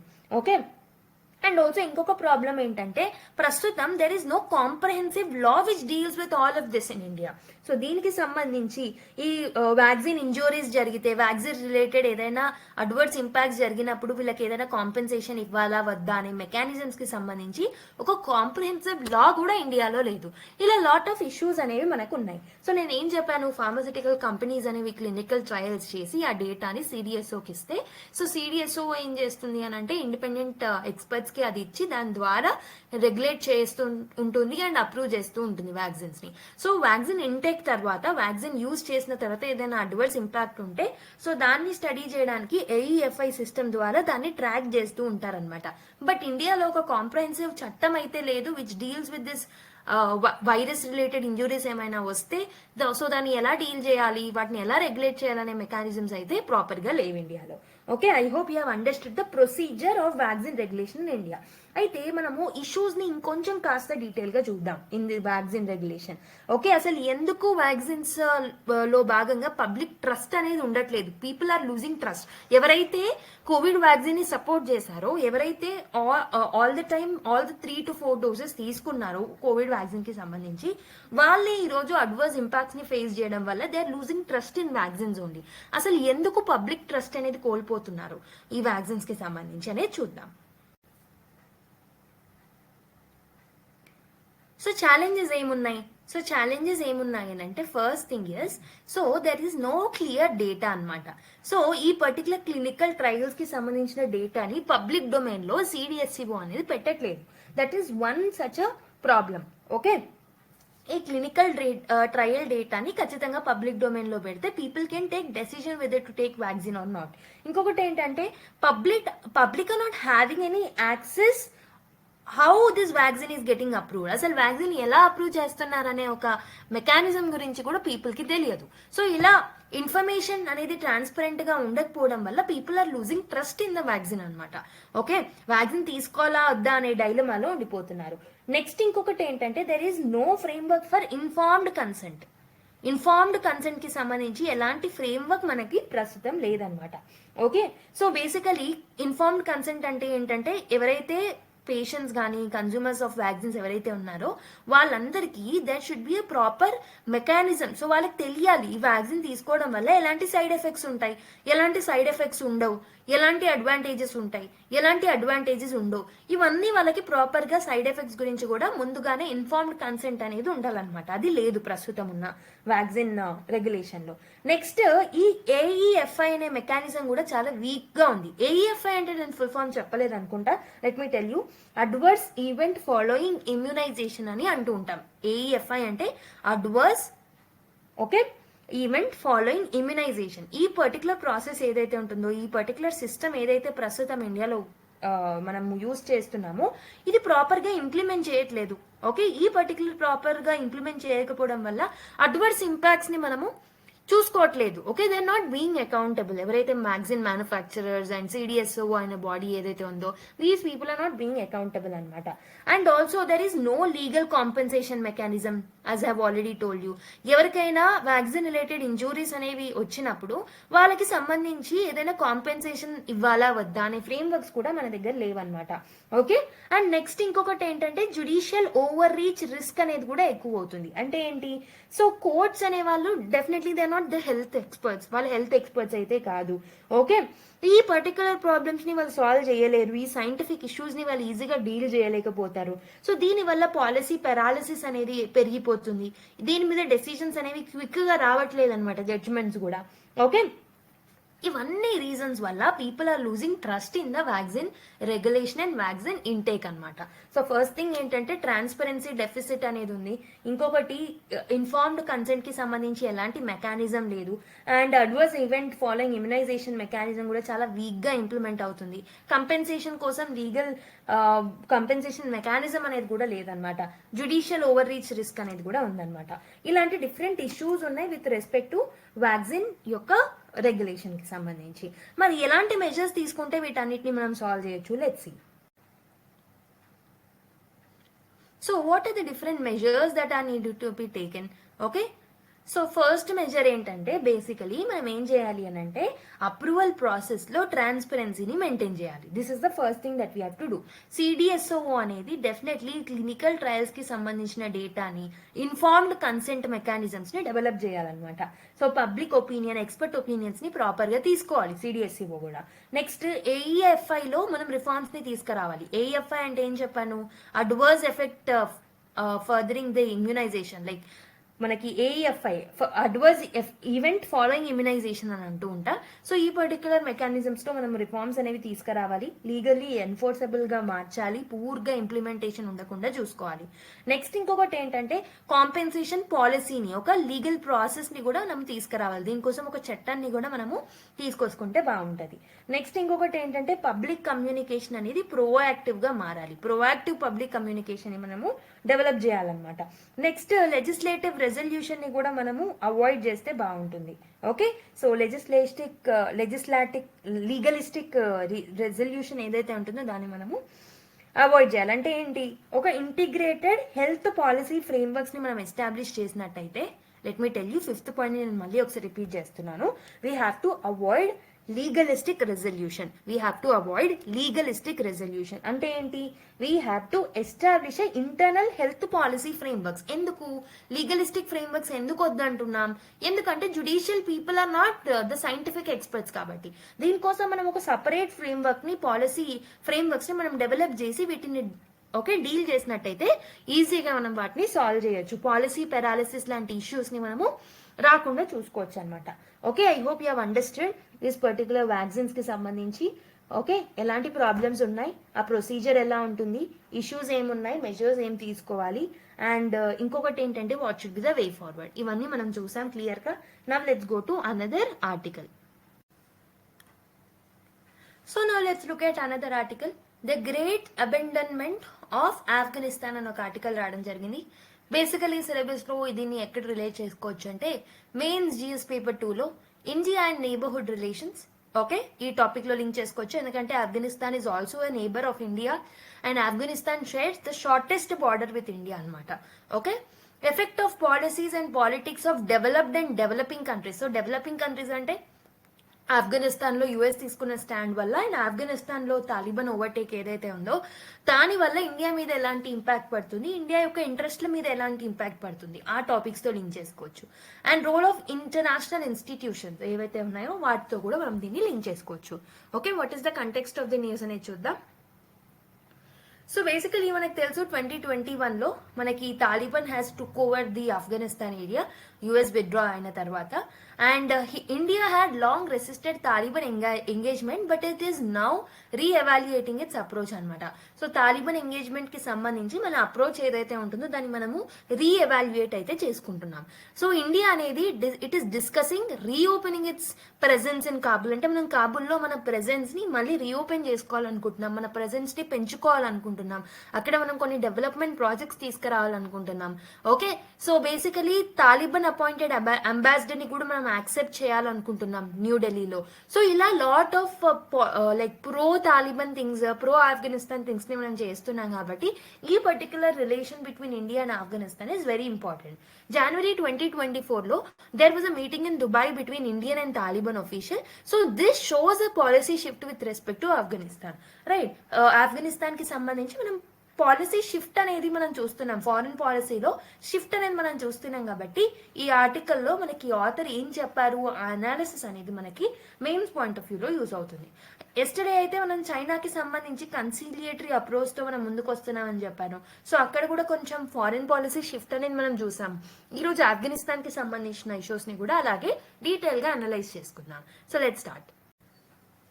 సో ఇండియా అండ్ తాలిబాన్ కి సంబంధించి ఆఫ్ఘనిస్తాన్ కి సంబంధించి ఆ హిస్టారికల్ టైమ్ లైన్ ఎలా ఉందని చూద్దాం ఫస్ట్. ఓకే, 1996 అనే ఇయర్ నుంచి 2001 వరకు ఏదైతే ఫస్ట్ టైం తాలిబాన్ రిజైమ్ అనేది ఉందో, సో 1996 నుంచి 2001 వరకు సో ఏదైతే ఫస్ట్ టైం తాలిబాన్ రిజైమ్ ఏదైతే ఉందో దాన్ని మనము యాక్సెప్ట్ చేయలేదన్నమాట. India has refused to recognise the Taliban regime from 1996 to 2001 the first time. Okay, అయితే 2001 నుంచి 2021 వరకు కూడా అక్కడ ఎవరు ఉన్నారు? So there was an increase in presence of USA. So US expansion అనేది చూసాం ఈ 2001 నుంచి 2021 వరకు. సో ఫస్ట్ థింగ్ 1996 నుంచి 2001 వరకు we did not recognise the Talibans presence. So the first regime ని మేము యాక్సెప్ట్ చేయలేదు. 2001 నుంచి 2021 మధ్యలో యుఎస్ యొక్క ప్రెసెన్స్ అనేది ఇంక్రీజ్ అయింది. Okay, this is what I have told you. అయితే ఇక్కడ ఈ టైంలో మనము ఈ యుఎస్ ఇన్వేషన్ టైంలో, యుఎస్ ఎక్స్పాన్షన్ టైంలో ఇండియా అనేది సిగ్నిఫికెంట్ గా ఆఫ్ఘనిస్తాన్ లో ఇన్వెస్ట్మెంట్స్ చేయడం జరిగిందనమాట. ఆల్మోస్ట్ మనము $3 బిలియన్ ఎయిడ్ ని మనం ఆఫ్ఘనిస్తాన్ కి ఇవ్వడం జరిగిందనమాట. అక్కడ మేజర్ ఇన్ఫ్రాస్ట్రక్చర్ ప్రాజెక్ట్స్ ని లైక్ అక్కడ ఉన్న పార్లమెంట్ ని కానివ్వండి, సాల్మదం కానివ్వండి, దెలారం రోడ్ కానివ్వండి, ఇవన్నీ మనమే కన్స్ట్రక్ట్ చేసామన్నమాట. ఓకే, అండ్ ఆల్సో ఇంకొకటి ఏంటంటే ఇండియా అనేది మనం కండక్ట్ చేసే డిప్లొమాటిక్ ఎంగేజ్మెంట్స్ లో కూడా లాట్ ఆఫ్ టైమ్స్ తాలిబాన్ ని ఎక్స్క్లూడ్ చేసే మాట్లాడింది అనమాట చాలా సార్లు హిస్టారికల్ బ్యాక్గ్రౌండ్ చూసుకుంటే. ఓకే, ఎందుకంటే Taliban is directly link to the terror outfits, anti India elements ఉన్నాయని చెప్పేసి తాలిబాన్ ని రికగ్నైజ్ చేయకుండా ఎక్స్క్లూడ్ చేస్తూ వచ్చింది హిస్టారికల్ గా కూడా. ఓకే, ఎందుకంటే బేసిక్ గా మనం చూసుకుంటే ఏ టైంలో అయినా తాలిబాన్ యొక్క టెర్రరిస్ట్ అవుట్ఫిట్స్ ఏవైతే ఉన్నాయో, టెర్రరిస్ట్ కనెక్షన్స్ ఏవైతే ఉన్నాయో, అదే కాకుండా తాలిబాన్ యొక్క పాకిస్తాన్ తో ఉన్న రిలేషన్, పాజిటివ్ రిలేషన్స్ ఏవైతే ఉన్నాయో, పాకిస్తాన్ కి ఫండింగ్ చేస్తుందేమో, పాకిస్తాన్ కి సపోర్ట్ చేస్తుందేమో అగేన్స్ట్ ఇండియా అనే ఉద్దేశంతోనే మనం పాస్ట్ లో దాన్ని ఎక్స్క్లూడ్ చేయడం జరిగిందనమాట. ఓకే, యాంటీ ఇండియన్ ఎలిమెంట్స్ అనేవి వాళ్ళ దగ్గర ఉన్నాయని చెప్పేసి మనం అనుకున్నాం. And Taliban were maintaining some ties with Pakistan యొక్క ఐఎస్ఐ అండ్ అక్కడ ఉన్న హక్కానీ నెట్వర్క్ ఏదైతే ఉంటుందో దానితో కూడా ఈ తాలిబాన్ కి కనెక్షన్స్ ఉన్నాయనే దాన్ని మనం నమ్ముతూ ఉంటాం అనమాట. అయితే ఈ 2021లో ఎప్పుడైతే the Taliban 2.2 came in to effect, Taliban 2.2 ఎప్పుడైతే థ్రోన్ లోకి వచ్చిందో, when America left the Afghanistan area, ఈ టైంలో యుఎస్ ఎగ్జిట్ జరిగిన తర్వాత సో ఇక్కడ ఏమైందంటే India has closed it embassy. అక్కడ ఉన్న ఎంబసీ ఏదైతే ఉంటుందో 2021లో మన ఇండియన్ ఎంబసీ ఏదైతే ఉంటుందో దాన్ని మనం అక్కడ క్లోజ్ చేయడం జరిగింది అనమాట. ఓకే, సో అక్కడ ఉన్న స్టాఫ్ ని మనం ఎవాక్యుయేట్ చేసాము. అండ్ మనం ఆఫ్ఘనిస్తాన్ అనే ఏరియాని ఎప్పుడు కాషియస్ గా అబ్జర్వ్ చేసుకుంటూ వచ్చామన్నమాట. బట్ ప్రస్తుతం ఉన్న current scenario is reverse. So మళ్ళీ మనము ఈ పర్టికులర్ కొలాబరేషన్ ని మళ్ళీ మనం తీసుకొస్తున్నాము, ఎంబసీస్ ని ఓపెన్ చేయాలనుకుంటున్నాము. So current scenario of engagement ఏంటంటే India is resuming its limited contact with the Taliban అనమాట. అంటే మనం మళ్ళీ హ్యుమానిటేరియన్ ఎయిడ్ ని ప్రొవైడ్ చేయాలనుకుంటున్నాం తాలిబాన్ రీజన్ కి. అండ్ దాంతో పాటు మనం ఏం చేస్తున్నాము అంటే we're coming up with diplomatic dialogues also. నేను ముందు చెప్పినట్టు జనవరిలో డిప్లొమాటిక్ డైలాగ్ కూడా జరిగింది. And we are exploring some developmental projects investments in Taliban. Afghanistan లో కొన్ని డెవలప్మెంట్ ప్రాజెక్ట్స్ తో కూడా మనం ముందుకు వద్దాం అనుకుంటున్నాము. జనవరి 2024లో నేను ఇంతకు ముందే చెప్పినట్టు so there was a meeting in Dubai. Meeting అనేది మనం దుబాయ్ లో కండక్ట్ చేసుకున్నాం హై లెవెల్ ఆఫీషియల్స్ మధ్యలో. ఓకే, అయితే మనము ఢిల్లీలో తాలిబాన్ యొక్క ఎన్వాయ్ ని కూడా మనం ఇప్పుడు వెల్కమ్ చేస్తున్నాం. Like we are reopening the embassies also. So far ఈ మూవ్స్ ఏవైతే ఉన్నాయో ఇవన్నీ అన్అఫీషియల్ మాత్రమే. Okay, so basically ministry of external affairs యొక్క మిడ్ లెవెల్ ఆఫీషియల్స్ ఎవరైతే ఉన్నారో వాళ్ళు మాత్రమే ఈ పర్టికులర్ స్టెప్స్ ని తీసుకొస్తున్నారు. These are being unofficial only till now. Okay, so but ఇక్కడ లార్జర్ కాంటెక్స్ మీరు చూసినట్టయితే తాలిబాన్ వైపు మనకున్న స్టాన్స్ ఏదైతే ఉంటుందో అది మారుతూ వస్తుంది.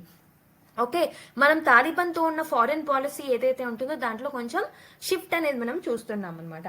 ఓకే, ఈ particular engagement with both the countries like India and Afghanistan relations grow అవ్వడం వల్ల ఎలాంటి సిగ్నిఫికెన్స్ అనేది ఉంటుంది, ఎలాంటి ఛాలెంజెస్ అనేవి ఉంటాయి, what should be the way forward, challenges ని డీల్ చేయాలంటే ఏం చేయాలి అనేది డీటెయిల్ గా చూద్దాం, అనలైజ్ చేద్దాం. ఈ పర్టికులర్ ఆర్టికల్లో కూడా అదే ఆథర్ చెప్పడం జరిగింది. సో ఆథర్ ఇచ్చిన వ్యూ పాయింట్స్ ని బట్టి let's analyse. So why this particular shift with respect to Pakistan is important, ఇది మనం చూద్దాం. సో ఫస్ట్ థింగ్ ఎందుకు ఇది ఇంపార్టెంట్ అవుతుంది అని అంటే మన యొక్క స్ట్రాటజిక్ ఫుట్ హోల్డ్ ఏదైతే ఉంటుందో దాన్ని మళ్ళీ మనం తీసుకురావాలనుకుంటున్నాం ఆఫ్ఘనిస్తాన్ లో. ఎందుకంటే మన కాంపిటీటర్స్ అయిన రష్యా కానీ చైనా కానివ్వండి, ఓకే పాకిస్తాన్ కానివ్వండి, వాళ్ళ యొక్క ఇన్ఫ్లుయెన్స్ అనేది ఈ రీజియన్ లో పెరుగుతుంది. కాబట్టి వాళ్ళకి కాంపీట్ అవ్వాలి అని అంటే we have to increase hour strategic foot hold in the Afghanistan area. Okay, that is where ఈ రిలేషన్ మనకి ఇంపార్టెంట్ అవుతుంది.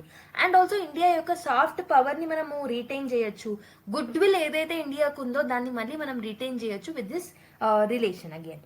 ఓకే, నెక్స్ట్ ఇంకొకటి ఏంటంటే ఇంకొక ఇంపార్టెంట్ థింగ్ ఏంటంటే మన హోస్టైల్ ఫోర్సెస్ ఆర్ ఎవరైతే ఎనిమీస్ ఉన్నారో వాళ్ళు మనం పెట్టిన అక్కడ ఇన్వెస్ట్మెంట్స్ చేశాం కదా ప్రీవియస్ రిజైమ్ లో కూడా మనం we have invested in Afghanistan అని చెప్పాను. అక్కడ పార్లమెంట్ కన్స్ట్రక్షన్ లో ఇన్ఫ్రాస్ట్రక్చర్ డెవలప్మెంట్ లో మనం లాట్ ఆఫ్ ఇన్వెస్ట్మెంట్స్ ప్రీవియస్ గా కూడా చేసాం.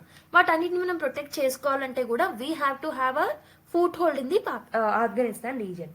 ఓకే, సో నెక్స్ట్ ఇంకొకటి this shows India strategic and real politics ఏంటి ఫారెన్ పాలసీలో ఇండియాకి సంబంధించింది అనేది చూపెడుతుంది అనమాట.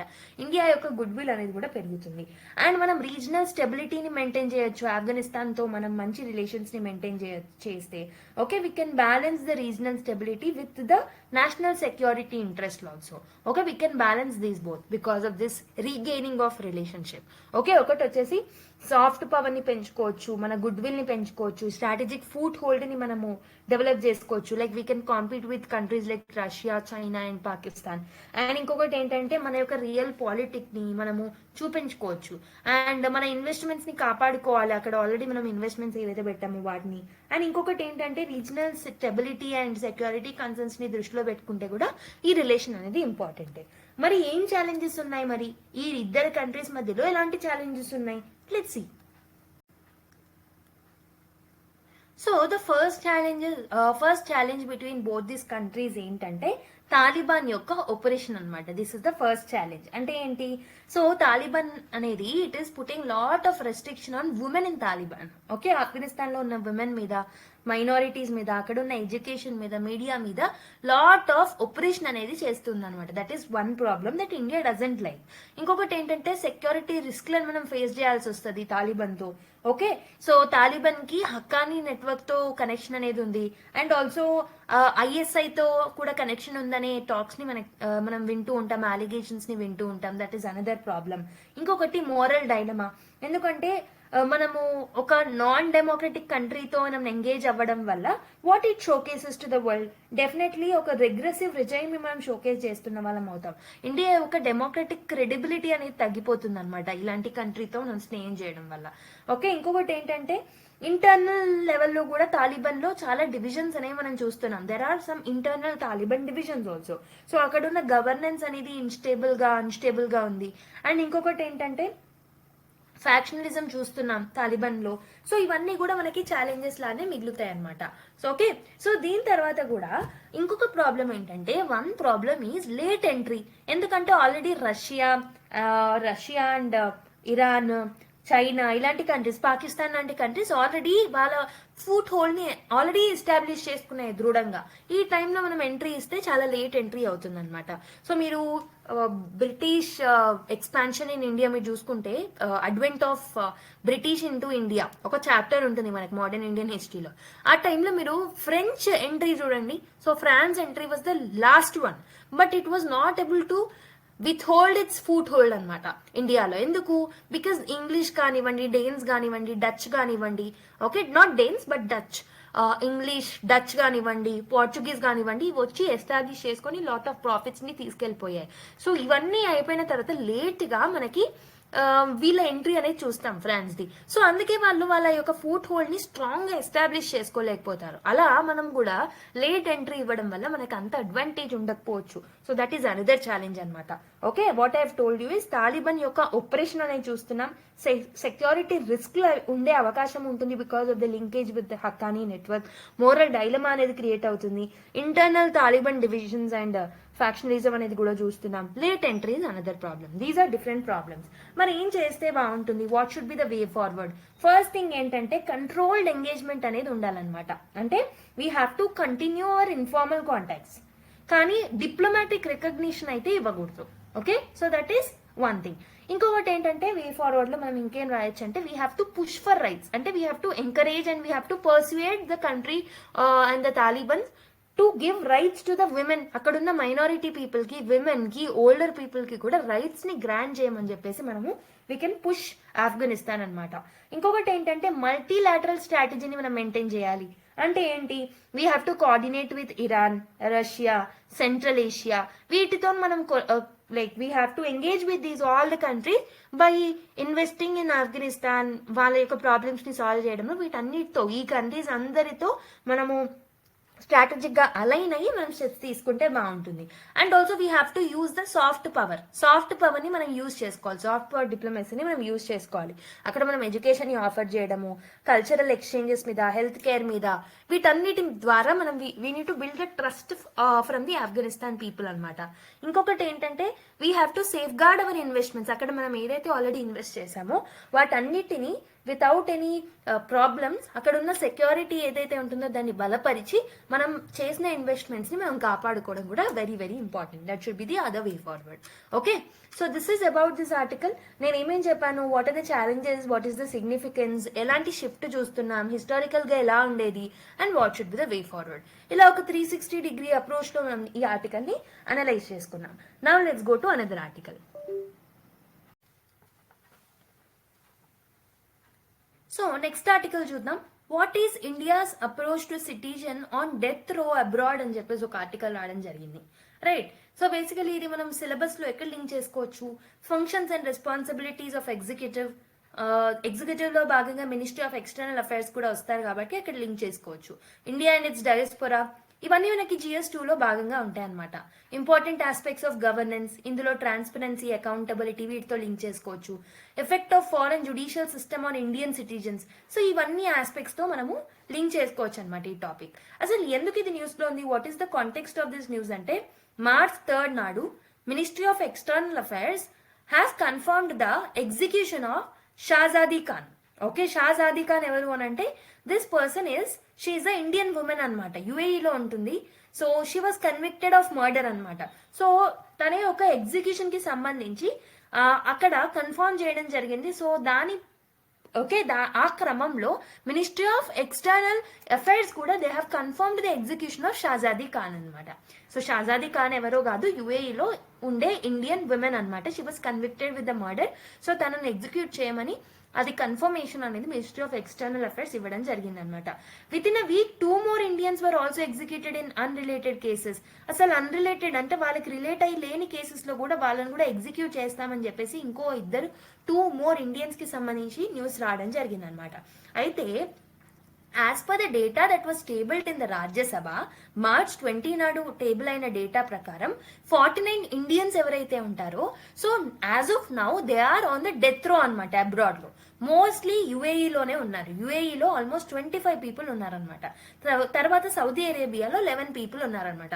So total of 49 Indians are currently on a death row in the abroad అనమాట. సో దీనికి సంబంధించిన డేటాని రాజ్యసభలో ప్రెజెంట్ చేయడం జరిగింది ఆన్ March 20. ఓకే, మరి ఇండియా యొక్క కరెంట్ అప్రోచ్ ఎలా ఉంటుంది ఈ particular Indian citizens who are staying in abroad వాళ్ళకి సంబంధించి అని అంటే, Indian missions abroad provide legal and consular support అనేది మనం ఇస్తామన్నమాట. అక్కడ ఉన్న సిటిజన్స్ కి, ఎవరైతే సిటిజన్స్ మీద డెత్ సెంటెన్స్ అనేది ఉందో వాళ్ళకి మనము కన్స్యూలర్ సపోర్ట్ అండ్ లీగల్ సపోర్ట్ అనేది ఇస్తూ ఉంటాం. దీంట్లో 3 స్టెప్స్ అనేవి ఇన్వాల్వ్ అయ్యి ఉంటాయి. సో ఈ 3 స్టెప్స్ అనేవి they are actually as per Talmiz Ahmad అనమాట. అంటే తాల్మీజ్ అహ్మద్ అనే person he was an ex ambassador. ఇతను చెప్పిన దాని ప్రకారం మనకి అక్కడ 3 స్టెప్స్ అనేవి ఉంటాయి సో ఇండియాకి సంబంధించి. సో ఫస్ట్ థింగ్ ఏంటంటే arrest and indictment by foreign police. అక్కడ ఫారెన్ పోలీస్ ఏం చేస్తారంటే ఆ పర్టికులర్ పర్సన్ ని అరెస్ట్ చేసి ఇండిక్ట్మెంట్ అనేది చేస్తారనమాట. తర్వాత అక్కడ ఉన్న కంట్రీ, ఏ కంట్రీలో అయితే ఇదంతా అరెస్ట్ జరిగిందో అక్కడ జ్యుడిషియల్ ప్రాసెస్ అనేది ప్రొలాంగ్ అవుతుంది. ఓకే, పార్డన్ రిక్వెస్ట్ అనేది ఉంటుంది 3rd స్టెప్ లో భాగంగా. అక్కడున్న రూలర్ కి లేదా హెడ్ ఆఫ్ ద స్టేట్ కి ఫైనల్ ఆప్షన్ గా, ఇక్కడ ఎలా అయితే మనం ప్రెసిడెంట్ కి పార్డనింగ్ అనేది అడుగుతామో అక్కడ కూడా హెడ్ ఆఫ్ ద స్టేట్ కి లేకపోతే రూలర్ ఎవరైతే ఉంటారో వాళ్ళకి పార్డన్ రిక్వెస్ట్ అనేది పెట్టుకుంటారనమాట. ఓకే, అయితే ఫ్యామిలీ మెంబర్స్ ఎవరైతే ఉంటారో they were also guided to submit some petitions. క్లెమెన్సీకి సంబంధించి కొన్ని పెటిషన్స్ ని సబ్మిట్ చేయొచ్చు. ఓకే, సో బేసికలీ ఈ పర్టికులర్ క్లెమెన్సీస్ కి సంబంధించి ఏవైతే పెటిషన్స్ ని సబ్మిట్ చేస్తారో ఈ పర్టికులర్ వాటిని అక్కడున్న ఎంబసీస్ ఎవరైతే ఉంటారో వాళ్ళు వాళ్ళ యొక్క ఫారిన్ మినిస్ట్రీస్ కి, రూలర్స్ కి సబ్మిట్ చేస్తారనమాట. ఓకే, అయితే ఏవైతే కంట్రీస్ లో ఓపెన్ జ్యుడిషియల్ సిస్టమ్స్ ఉంటాయో Indian missions may also nominate some lawyers అనమాట. అక్కడ ఉండే ఓపెన్ జ్యుడిషియల్ సిస్టమ్స్ ఉంటే మాత్రం మన లాయర్స్ ని కూడా మనం అక్కడ అపాయింట్ చేయొచ్చు అనమాట వాళ్ళని సేవ్ చేయడానికి. అండ్ వాళ్ళకి మనం కొంచెం లీగల్ ఎయిడ్ అనేది ప్రొవైడ్ చేయొచ్చు త్రూ దిస్ లాయర్స్. ఓకే, అక్కడ ఫండింగ్ మెకానిజమ్స్ కూడా ఉంటాయి ఓపెన్ జ్యుడిషియల్ సిస్టమ్స్ ఉన్న కంట్రీస్ లో. అలా మన లాయర్స్ ని కూడా మనం నామినేట్ చేయొచ్చు కొన్ని కంట్రీస్ లో. Okay, this should be the process actually. కానీ ప్రస్తుతం ఉన్న ఈ సిస్టమ్ లో కొన్ని ఛాలెంజెస్ అనేవి ఉన్నాయి. ఒకటి వచ్చేసి ల్యాక్ ఆఫ్ ట్రాన్స్పరెన్సీ. సో కొన్ని అథారిటేరియన్ స్టేట్స్ లైక్ యుఏఈ కానీ, సౌదీ అరేబియా కానీ, అక్కడ ఎంబసీస్ ఎవరైతే ఉంటారో they often receive no information. ఆ ఎగ్జిక్యూషన్ చేసే వరకు కూడా అక్కడ ఉన్న ఎంబసీస్ కి ప్రాపర్ ఇన్ఫర్మేషన్ అనేది ఇవ్వట్లేదు అనమాట. So there is a lack of transparency. Second thing ఏంటంటే డిప్లొమాటిక్ స్పేస్ కూడా చాలా లిమిటెడ్ గా ఉందన్నమాట. సో కౌన్సిలర్ ఎవరైతే ఇండియాకి సంబంధించిన కౌన్సిలర్ యాక్సెస్ ఏదైతే ఉంటుందో దాన్ని వాళ్ళు రిస్ట్రిక్ట్ చేస్తూ ఉంటారనమాట కన్విక్షన్ సెంటెన్స్ అనేది ఇచ్చిన తర్వాత. ఓకే, ఇంకొకటి ఏంటంటే conditional commutation. So Gulf countries లో ఏంటంటే సెంటెన్స్ ని మనం కమ్యూట్ చేయొచ్చు. లైక్ వాళ్ళు బ్లడ్ మనీ ఇచ్చి బ్లడ్ మనీని కలెక్ట్ చేసి అలా కమ్యూట్ అనేది చేసుకోవచ్చు అనమాట. సో దీనికోసం విక్టిమ్ యొక్క ఫ్యామిలీ ఒప్పుకోవాలి అండ్ స్టేట్ కూడా, అక్కడ ఉన్న కంట్రీ కూడా ఒప్పుకోవాల్సిన అవసరం అయితే ఉందన్నమాట. ఒకవేళ సివియారిటీ ఆఫ్ క్రైమ్ అనేది చాలా హై ఉంటాయి, లైక్ రేప్ కేసులో, మర్డర్ కేసులో, ట్రీజన్ కేసులో. సో ఈ పర్టికులర్ కేసెస్ లో అసలు కమ్యూటేషన్ అనేది అసలు చాలా రేర్ గా ఉంటుంది. ఓకే, ఇంటర్వెన్షన్స్ ఉన్నా, కన్సిలర్ యాక్సెస్ ప్రొవైడ్ చేసినా కానీ కమ్యూటేషన్ అనేది చాలా రేర్ గా ఉంటుంది అనమాట ఇలాంటి డిఫికల్ట్ అండ్ సివియర్ కేసెస్ లో. ఓకే, ఇవన్నీ మనం ఛాలెంజెస్ ని చూస్తున్నాం. ఒకటి బ్లడ్ మనీ ఛాలెంజెస్, ఇంకొకటి సివియారిటీ ఆఫ్ క్రైమ్ ఎక్కువగా ఉంటే అలాంటి వాటిలలో మనం కమ్యూట్ చేయడం కష్టం, ఇంటర్వెన్షన్స్ చేయడం కూడా కష్టమే. డిప్లొమాటిక్ స్పేస్ కూడా చాలా తక్కువ, వాళ్ళకి ఇన్ఫార్మ్ కూడా చేయరు ఎగ్జిక్యూట్ చేసే వారికి.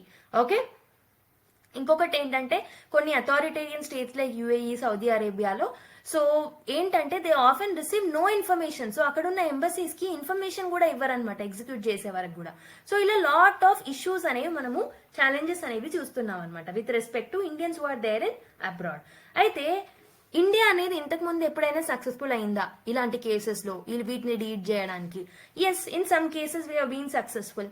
సో ఏంటంటే ఫిబ్రవరి 2023లో 8 ఇండియన్ ఎక్స్ నేవీ పర్సోనెల్ ఎవరైతే ఖతర్ లో వర్క్ చేస్తున్నారో they were spared execution after India's diplomatic push. ఇంకొకటి ఏంటంటే గుర్దీప్ సింగ్ ఇండోనేషియాకి సంబంధించి గుర్దీప్ సింగ్ ఎవరైతే మన ఇండియన్ ఎక్కడ ఉన్నారో సో అక్కడ డ్రగ్ ట్రాఫికింగ్ సంబంధించి డెత్ సెంటెన్స్ ని కమ్యూట్ చేశారనమాట. సో ఇండియా అనేది లాట్ ఆఫ్ ఎఫర్ట్స్ పెట్టిన తర్వాత డెత్ సెంటెన్స్ ని ఆయనకి కమ్యూట్ చేయడం జరిగింది అనమాట. ఓకే, సో ఇలా కొన్ని కేసెస్ లో మనం ప్రీవియస్ గా సక్సెస్ అయ్యాం. మరి ఏం చేస్తే బాగుంటుంది ఈ ఛాలెంజెస్ అన్నిటిని ట్యాకిల్ చేయడానికి అంటే సో ప్రొయాక్టివ్ లీగల్ ఎయిడ్ అనేది అవసరం అనమాట. సో మనం లీగల్ టర్మ్స్ లో భాగంగా we have to deploy some legal teams. So proceedings early stage లోనే మనం అక్కడ లీగల్ టీమ్స్ ని డిప్లాయ్ చేసి ఈ కన్విక్షన్ ప్రాసెస్ ని కొంచెం పోస్ట్ చేయాలన్నమాట. ఇంకొకటి ఏంటంటే కన్సులర్ ట్రీటీ ఫ్రేమ్వర్క్స్ ని డెవలప్ చేసుకోవాలి. సో కంట్రీస్ ఏవైతే ఉన్నాయో లైక్ సౌదీ అరేబియా, యుఏఈ లాంటి కంట్రీస్ తో కొన్ని బైలేటరల్ అగ్రిమెంట్స్ ని మనం సైన్ చేసుకోవాలన్నమాట. కన్సులర్ ట్రీటీ ఫ్రేమ్వర్క్స్ ని సైన్ చేసుకోవాలి. బ్లడ్ మనీ ఫండ్, సో మనం బేసిక్ గా గవర్నమెంట్ బ్యాక్డ్ మెకానిజమ్స్ ద్వారా బ్లడ్ మనీ ఫండ్ ని మనం కలెక్ట్ చేసినట్టయితే వాళ్ళ ఫ్యామిలీస్ కి హెల్ప్ఫుల్ చేసిన వాళ్ళం అవుతాం అనమాట. ఇంకొకటి డయాస్పోరా ఎంగేజ్మెంట్. సో మన we have to strengthen the community based networks అనమాట. అక్కడ ఉన్న ఎంబసీస్ ని అలర్ట్ చేయడానికి అక్కడ కమ్యూనిటీ ఫామ్ అయ్యి నెట్వర్క్స్ అనేవి ఫామ్ చేసుకోవాలన్నమాట. అప్పుడు ఎంబసీస్ కి కూడా ముందుగానే ఇన్ఫర్మేషన్ అనేది చేరుతుంది. So this should be the way forward. I hope you have understood this particular news article. Now let's go to another one. So next article చూద్దాం. Search for universe first water could reset timeline of life origins అని చెప్పేసి ఒక article రావడం జరిగింది. Okay, so let's see. ఇది మనకు definitely science కి సంబంధించిన ఆర్టికల్. సో సైన్స్ అండ్ టెక్నాలజీతో లింక్ చేసుకోవచ్చు. అండ్ యూనివర్స్ కి సంబంధించి కాబట్టి జిఎస్ పేపర్ 1 జాగ్రఫీతో కూడా మనం లింక్ చేసుకోవచ్చు అనమాట. Okay, so let's analyse this particular topic in detail.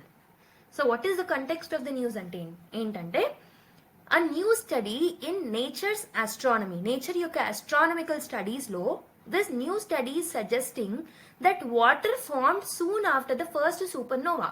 So supernova explosion, nova explosions అనేవి జరుగుతూ ఉంటాయి కదా. సూపర్ నోవా ఎక్స్ప్లోషన్ తర్వాత మనకి నెబ్యులాస్ ఫామ్ అవ్వడం, బ్లాక్ హోల్స్ ఫామ్ అవ్వడం అవన్నీ జరుగుతూ ఉంటాయి. మనం స్టాటిక్ పోర్షన్ లో చదువుతూ ఉంటాం, రైట్? అయితే ఈ పర్టికులర్ నేచర్ యొక్క astronomy స్టడీస్ చేసిన దాని ప్రకారం what this particular studies are suggesting is water as formed soon after the first supernova explosion only. Supernova explosion first explosion జరిగిన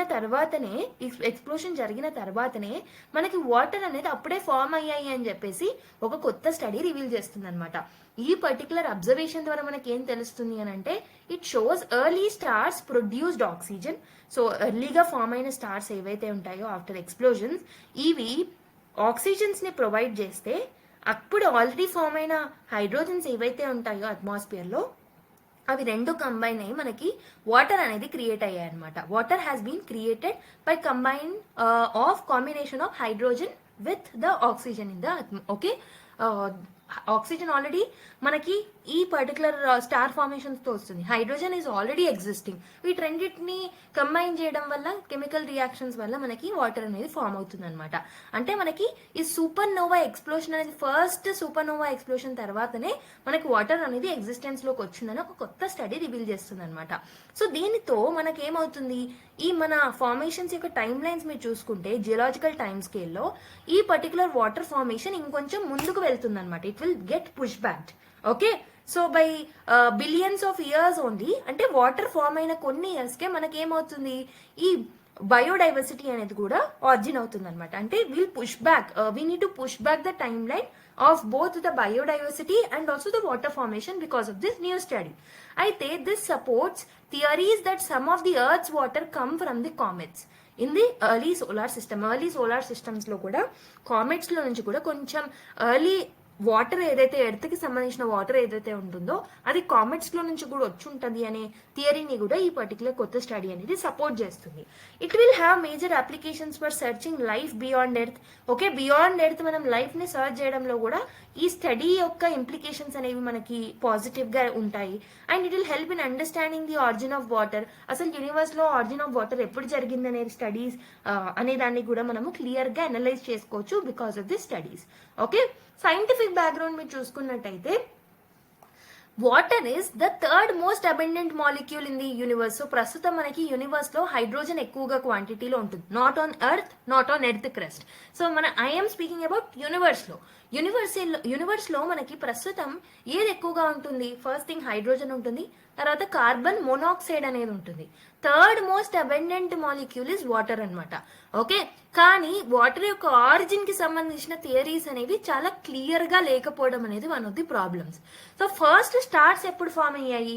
first stars have been formed 100 million years post big bang. So big bang theory అనేది జరిగిన తర్వాత, big bang అనేది అయిపోయిన తర్వాత, ఈ explosion అనేది జరిగిన తర్వాత ఆల్మోస్ట్ 100 మిలియన్ ఇయర్స్ తర్వాత, ఓకే, సో మనకి post big bang 100 million years ago అప్పుడు మనకి ఏమైంది అని అంటే వాటర్ ఫార్మేషన్ అనేది, ఫస్ట్ స్టార్ ఫార్మేషన్స్ అనేవి జరిగాయి అని చెప్పేసి మనం నమ్ముతూ ఉంటాం.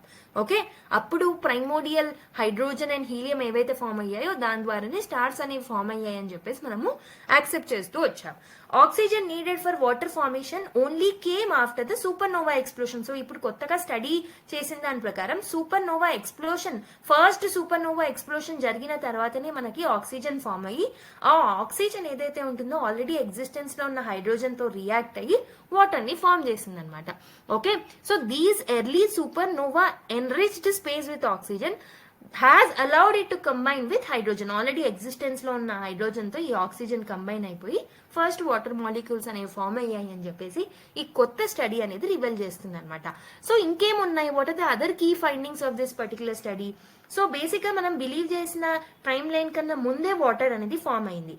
So it has form just few 100 million years after the big bang. This is the first study that we have scene.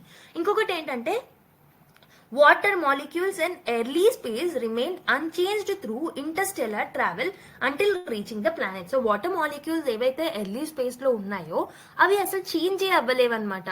Okay, they doesn't change, they do not change, they remain unchanged through interstellar travel. Interstellar travel చేసిన తర్వాత కూడా ఇవి ఎలాంటి changes లేకుండా అలానే ఉన్నాయన్నమాట until they reach the planets. అంటే comets నుంచి కూడా మనకి కొంచెం వాటర్ వచ్చాయి అనే ఒక థియరీని కూడా ఇది సపోర్ట్ చేస్తుంది. It validates the prior theories of the comet delivered water. Okay, ఇంకొకటి ఏంటంటే it is suggesting that life supporting environments ఏవైతే ఉంటాయో, సో గ్యాలక్సీస్ ఫామ్ చేయకముందే, గ్యాలక్సీస్ ఫామ్ కాకముందే మనకి లైఫ్ సపోర్టింగ్ ఎన్వైరన్మెంట్స్ అనేవి ఆల్రెడీ క్రియేట్ అయ్యాయి అనే దాన్ని కూడా ఇది వ్యాలిడేట్ చేస్తుంది అనమాట. ఫస్ట్ థింగ్ ఏంటంటే వాటర్ అనేది బిగ్ బ్యాంగ్ తర్వాత కొన్ని సంవత్సరాలకి, మిలియన్ ఇయర్స్ తర్వాతనే, 100 మిలియన్ ఇయర్స్ తర్వాతనే మనకు వాటర్ ఫామ్ అయింది. ఇదొకటి. ఇంకొకటి ఏంటంటే ఇంటర్స్టెల్లార్ ట్రావెల్ చేసిన తర్వాత కూడా వాటర్ మాలిక్యూల్స్ అనేవి చేంజ్ అవ్వలేవు. And it is validating the prior theories. And life supporting environments ఏవైతే ఉంటాయో అవి గ్యాలక్సీస్ ఫార్మేషన్ కన్నా ముందే ఉన్నాయి అని చెప్పేసి దాన్ని కూడా ఇది వ్యాలిడేట్ చేస్తుంది అనమాట. These are the findings of this particular new study. అయితే ఈ ఫైండింగ్స్ ఏవైతే ఉన్నాయో వాటికి కొన్ని సిగ్నిఫికెన్స్ అనేది ఉంది, కొంచెం సిగ్నిఫికెన్స్ అనేది మనకు ఉంది. ఏంటో సిగ్నిఫికెన్స్? సో ఫస్ట్ థింగ్ ఏంటంటే water formation and biodiversity formation, life formation ఏదైతే ఉంటుందో మనం ఏదైతే ఇప్పుడు నమ్ముతున్నామో దానికన్నా ముందుకు షిఫ్ట్ చేయాల్సి ఉంటుంది అనమాట. That is one significance. And ఇంకొకటి ఏంటంటే it suggest that planets with water could have existed long before our solar system. మన సోలార్ సిస్టమ్ ఫామ్ అవ్వక ముందే కొన్ని ప్లానెట్స్ లో వాటర్ ఆల్రెడీ ఎగ్జిస్టెన్స్ లో ఉండొచ్చు అనే ఒక థియరీని కూడా అది సపోర్ట్ చేస్తుంది. It offers new clues about India earth's water origin. Comet delivery theory ఏదైతే ఉంటుందో దాన్ని సపోర్ట్ చేస్తుంది. And it has opening the new avenues for astrobiology also.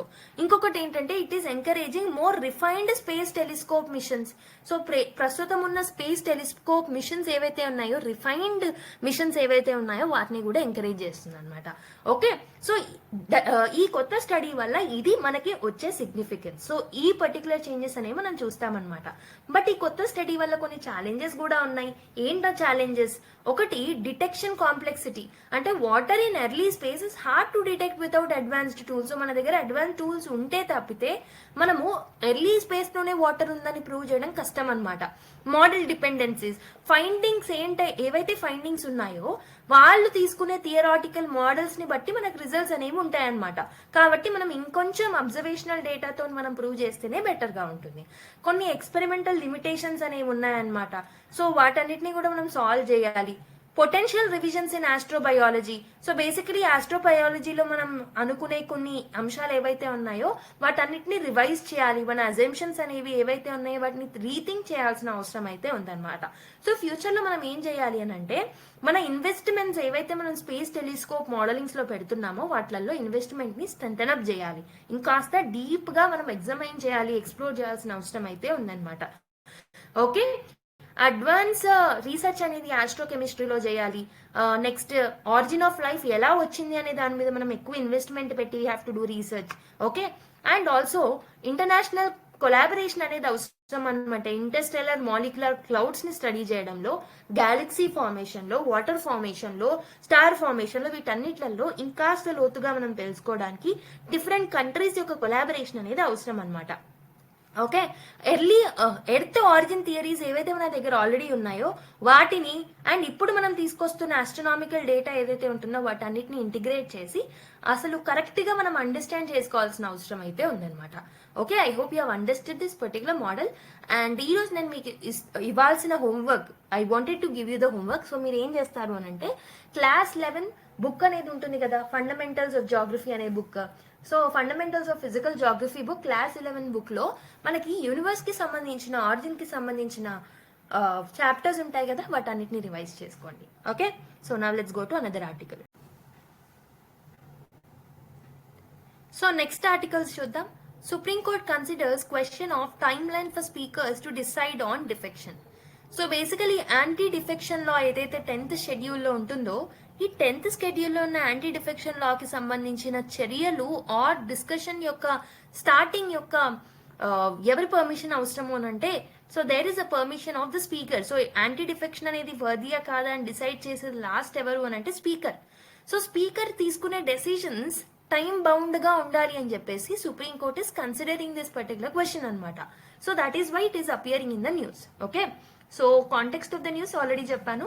Supreme court is hearing a plea seeking time bound decision by Telangana speaker on defection cases. So Telangana speaker fast గా decision తీసుకోవాలి అనే ఒక అంశంలో petitions ఏవైతే ఉన్నాయో వాటిలో భాగంగా supreme court is hearing a plea అనమాట. So the court question whether constitutional courts can direct speakers. So courts అనేవి స్పీకర్స్ కి డైరెక్ట్ చేయొచ్చా, సో 10th షెడ్యూల్లో ఒక టైం ఫ్రేమ్ లోనే డెసిజన్ తీసుకోవాలని. And it is also raising issue of delayed disqualification. అసలు ఎందుకు డిస్క్వాలిఫికేషన్ అనేది డీలే చేస్తున్నారు. ఓకే, సో బేసికలీ దీన్ని ఒక స్పీకర్ యొక్క డెసిజన్ అనేది ఫైనల్ అనే ఒక ఈ పర్టికులర్ కీని మీరు ఏం యూజ్ చేస్తున్నారు, you're using it as a tool to escape accountability. So ఎవరైతే ఎంపీస్, ఎవరైతే ఎమ్మెల్యేస్ ఉన్నారో వాళ్ళ యొక్క అకౌంటబిలిటీని స్కిప్ చేయడానికి మీరు ఇది డీలే చేస్తున్నారు అనే ఒక అంశాన్ని కూడా డీల్ చేయడం జరిగింది. సో బేసికలీ మనకి 10th షెడ్యూల్లో, సో 10th షెడ్యూల్ ని దేని ద్వారా యాడ్ చేసుకున్నాం, ఒరిజినల్ కాన్స్టిట్యూషన్ లో లేదు but we have inserted through 52nd constitutional amendment act అనమాట. సో 1985 లో దీన్ని ఇంక్లూడ్ చేసుకోవడం జరిగింది. ఓకే, ఇదేం డీల్ చేస్తుంది, it deals with the disqualification on the grounds of defection. Defection కి సంబంధించిన గ్రౌండ్స్ ఏవైతే ఉన్నాయో వాటిని చెప్తూ ఈ గ్రౌండ్స్ వల్ల ఎవరైనా డిఫెక్ట్ అవుతే అప్పుడు వాళ్ళని డిఫెక్షన్ లో గురి చేయొచ్చు అని చెప్పేసి. ఓకే, సో ఆ కండిషన్స్ ఎవరైతే చేస్తున్నారో వాటిని డిఫెక్షన్ కి గురి చేయొచ్చు అని చెప్పేసి ఈ 10th షెడ్యూల్ చెప్తుంది అనమాట. Okay, the speaker or chairman decides disqualification petitions under this particular schedule. ఎవరి చేతిలో పవర్ ఉంటుంది, speaker in case of Lok Sabha, chairman in case of Rajya Sabha. Okay, so దీనికి సంబంధించి ఒక సుప్రీంకోర్టు కేసు కూడా ఉంది, కియోతో హోలోహాన్ కేసు అని అంటూ ఉంటాం. ఈ కేసులో సుప్రీంకోర్టు ఏం చెప్పింది అని అంటే స్పీకర్ యొక్క డెసిషన్స్ ఏవైతే ఉన్నాయో these decisions are subjected to judicial review. అంటే స్పీకర్ యొక్క డెసిషన్స్ కాన్స్టిట్యూషనల్ అన్కాన్స్టిట్యూషనల్ అని చెక్ చేసే రైట్ జుడిషియరీకి ఉంటుంది అని చెప్పేసి ఈ కేసులో సుప్రీంకోర్టు క్లారిఫై చేయడం జరిగిందనమాట. కానీ స్పీకర్ తీసుకునే డెసిషన్స్ ఎంత టైం ఫ్రేమ్ లో తీసుకోవాలనే ఒక ఆస్పెక్ట్ మాత్రం దీంట్లో ఇన్వాల్వ్ అయ్యి లేదు. సో దాని వల్ల ఏమవుతుంది, ఈ పర్టికులర్ క్లాస్ ఏదైతే ఉంటుందో this has been used as escaping clause అనమాట. దీన్ని యూజ్ చేసుకొని, దీన్ని ఒక టూల్ గా యూజ్ చేసుకొని అకౌంటబిలిటీ మెకానిజమ్స్ ని ఎస్కేప్ అవుతున్నారు. Okay, so this is the background of this particular news. So Telangana context లో తెలంగాణ స్పీకర్ డెసిషన్స్ లేట్ అవుతున్నాయని చెప్పేసి మనకి కేసు అనేది, పెటిషన్స్ అనేది రావడం జరిగింది. ఆ పర్టికులర్ క్వశ్చన్ లోనే మనకు సుప్రీంకోర్టు దీని గురించి డిస్కషన్స్ అనేవి చేయడం జరిగింది అనమాట. So what are the significance of the petitions raised. So speedy adjudication అనేది జరగాలి అని చెప్పేసి వాళ్ళు పెటిషన్ వేశారు. దీంతో పాటు లెజిస్లేటివ్ ఇంటిగ్రిటీ అనేది మెయింటైన్ అవ్వాలి. ఒకవేళ డెఫెక్షన్స్ ని ఆపర్చునిస్టిక్ గా మీరు వాడుకుంటే. ఇంకొకటి ఏంటంటే it reinforces the judicial checks also. ఇవన్నీ అంశాలను దృష్టిలో పెట్టుకుని పెటిషన్స్ ని వేయడం జరిగిందనమాట. సో మరి ప్రస్తుతం ఏమేమి ఛాలెంజెస్ ఉన్నాయి యాంటీ డిఫెక్షన్ లాస్ కి సంబంధించి? ఒకటి వచ్చేసి స్పీకర్ డెసిషన్ ఫైనల్ కదా, కానీ speaker is having a political bias. So basically majority party rule ఏదైతే ఉంటుందో ఆ పర్టికులర్ పార్టీ యొక్క మెంబరే స్పీకర్ గా అవుతూ ఉంటారు కాబట్టి పొలిటికల్ బయాస్ ఉండే అవకాశాలు కూడా ఉన్నాయన్నమాట. వాళ్ళ యొక్క పార్టీ లైన్స్ లోనే మెదులుకునే అవకాశాలు కూడా ఉన్నాయన్నమాట. So this is causing some kind of delay. కావాలని దాని మీద యాక్షన్ తీసుకోకుండా డీలే చేస్తూ వస్తున్నారు. అండ్ ఆల్సో ఒక స్టాట్యుటరీ టైం ఫ్రేమ్ అనేది లేదు. This is another drawback. Okay, indefinite pendency అనేది జరుగుతూ ఉంటుంది ఒక్కొక్కసారి. Judiciary limitations. సో కోర్ట్స్ అనేవి స్పీకర్ డెసిషన్ మేకింగ్ లో ఇంటర్ఫియర్ అవ్వద్దన్నమాట. కానీ once the decision is given judicial review అనేది ఉంటుంది. సపరేషన్ ఆఫ్ పవర్స్ టెన్షన్స్ అనేది ఉంటుంది. ఈ పర్టికులర్ కాన్స్టిట్యూషనల్ కోర్ట్ అనేది ఇలాంటి మ్యాటర్స్ లో ఇన్వాల్వ్ అవుతే will it become a judicial over reach అనే ఒక ఐడియాలజీ కూడా వస్తూ ఉంటుంది అనమాట. సో ఇలా లాట్ ఆఫ్ ఛాలెంజెస్ అనేవి మనము చూస్తూ ఉంటాం విత్ రెస్పెక్ట్ టు డిఫెక్షన్. మరి ఏం చేస్తే బాగుంటుంది? What should be the way forward? ఒక స్టాట్యుటరీ టైం లైన్ ని ఫిక్స్ చేయాలి. ఒక 3 months 4 months అలా ఒక టైం లైన్ ని మనం ఫిక్స్ చేసుకోవాలి. జ్యుడిషియల్ యొక్క ఓవర్ సైట్ ని స్ట్రెంథెన్ అప్ చేయాలి. ఈ డీలేస్ ఎప్పుడైతే జరుగుతున్నాయో supreme court need to interfere and it should curb the delays అనమాట. అండ్ ఇండిపెండెంట్ ట్రైబ్యునల్ ఆప్షన్ ని కూడా మనం తీసుకురావాలి. అంటే ఈ డిస్క్వాలిఫికేషన్ ప్రాసెస్ అండ్ పవర్స్ ఏవైతే డిటెన్షన్ కి సంబంధించి ఉన్నాయో స్పీకర్ చేతిలో నుంచి ఒక ట్రిబ్యునల్ ఆర్ ఎలక్షన్ కమిషన్ చేతిలోకి పంపిస్తే బాగుంటుంది, ఒక ఇండిపెండెంట్ బాడీలోకి. ఓకే, సో ఇవన్నీ చేయడం వల్ల ప్రస్తుతం ఉన్న ఛాలెంజెస్ ని మనము కర్బ్ చేయొచ్చు. Okay, so try to solve this UPSC prelims question based on the discussion that we have made. Okay, with reference to the anti-defection law in India, consider the following statements. The 10th schedule was added by 44th Constitutional Amendment Act of 1978. Speaker decision under the anti-defection law is subject to judicial review. The law disqualifies the members if they voluntarily gives up membership of their party. Try cheyandi okasari. Okay, I hope you have tried it. So basically 10th schedule was not through 44th amendment act. So మనకి first option మనం delete చేసుకుంటే, అంటే first one ని మనం eliminate చేస్తే direct answer derive అవుతుంది. అంటే option B will be the answer. Option B ఎందుకు ఆన్సర్ అంటే మనకి second and third statements are correct. Okay, so I hope you have solved it rightly. Next న్యూస్కి వెళ్ళిపోదాం. So let's see another small news. Okay, give me a second, let me arrange the colour. Yeah, social protection coverage doubled to 48.8% in 2024 అని చెప్పేసి ఒక article రాయడం జరిగింది.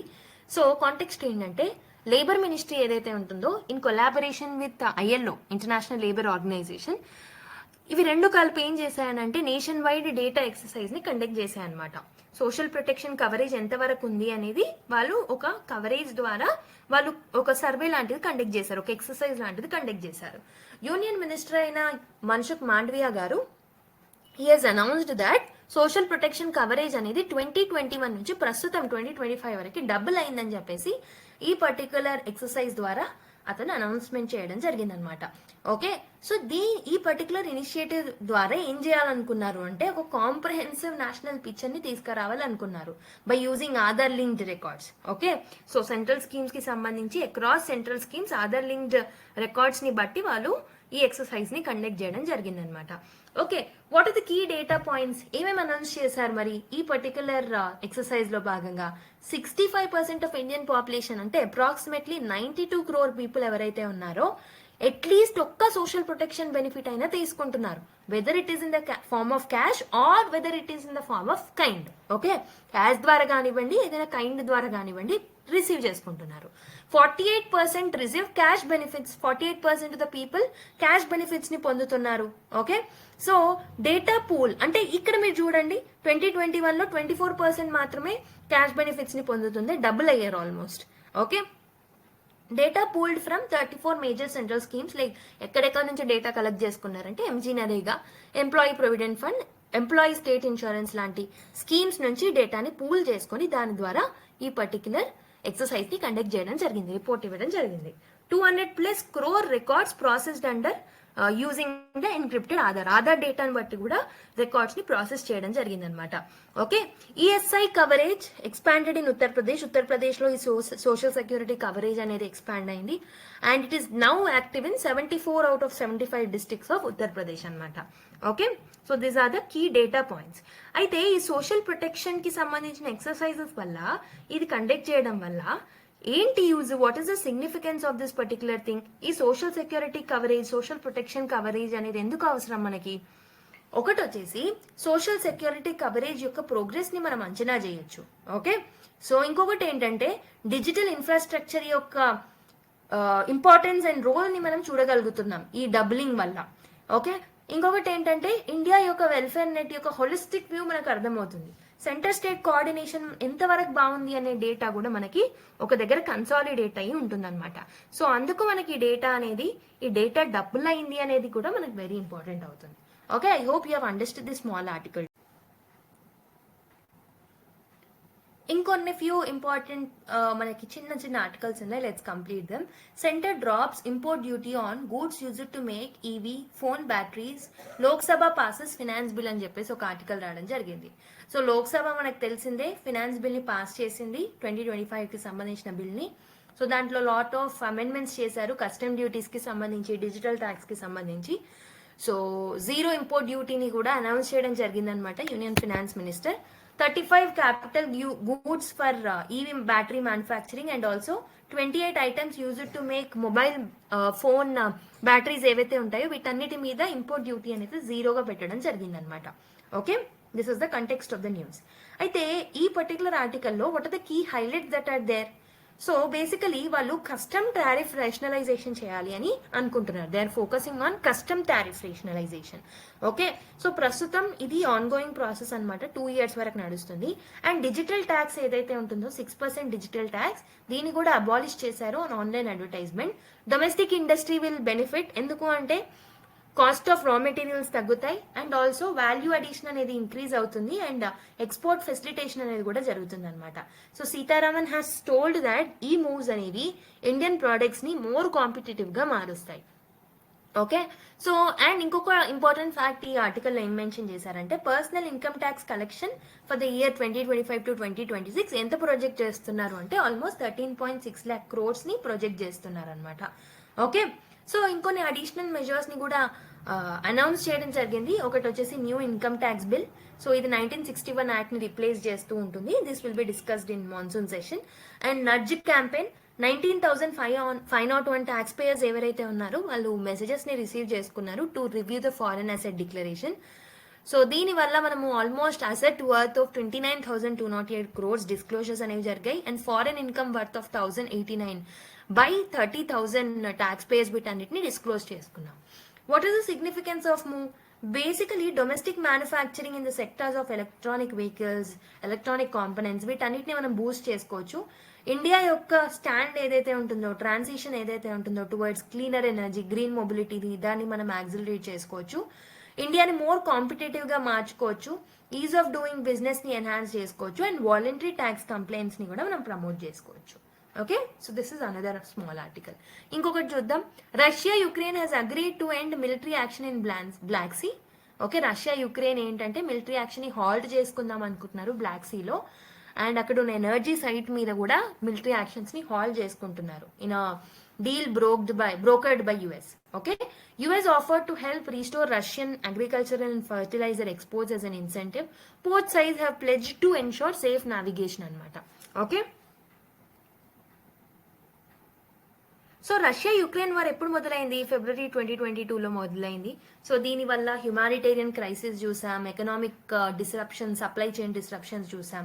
So one of the major threat ఎవరు face చేశారు? Black sea ఏరియాలో. Okay, ఎందుకంటే especially it has affected grain exports. Ukraine నుంచి జరిగే గ్రెయిన్ ఎక్స్పోర్ట్స్, రష్యా నుంచి జరిగే ఫర్టిలైజర్ షిప్మెంట్స్ ఏవైతే ఉన్నాయో వాటన్నిటి మీద చాలా ఎఫెక్ట్ అనేది పడింది అనమాట. బ్లాక్ సీ గ్రెయిన్ ఇనిషియేటివ్ ఏదైతే ఉంటుందో ఇది యుఎన్ అండ్ టర్కీ 2022లో బ్రోకర్ చేయడం జరిగింది. సో దీనివల్ల it has allowed limited export of Ukrainian grain అనేది చాలా తక్కువగా ఎక్స్పోర్ట్ అవ్వడం జరిగింది అనమాట. Okay, so the conflict has severely impacted the global food supply chain. So basically ఏమవుతుంది అని అంటే ఈ grain supply, fertilizer supply, okay, and other supply chains, food supply chains ఏవైతే ఉన్నాయో అవన్నీ డిస్టర్బ్ అయ్యాయి because of this war and military actions. Okay, and ఇది developing countries మీద ఎవరైతే యుక్రెయిన్ మీద, రష్యా మీద ఎక్కువగా డిపెండ్ అయి ఉన్నారు అగ్రి ఎక్స్పోర్ట్స్ కి సంబంధించి, వాళ్ళందరూ ప్రాబ్లమ్స్ ఫేస్ చేయాల్సి వచ్చింది అనమాట. ఓకే, స్విఫ్ట్ కి సంబంధించి lot of sanctions Russia face చేసింది ఈ వార్ వల్ల.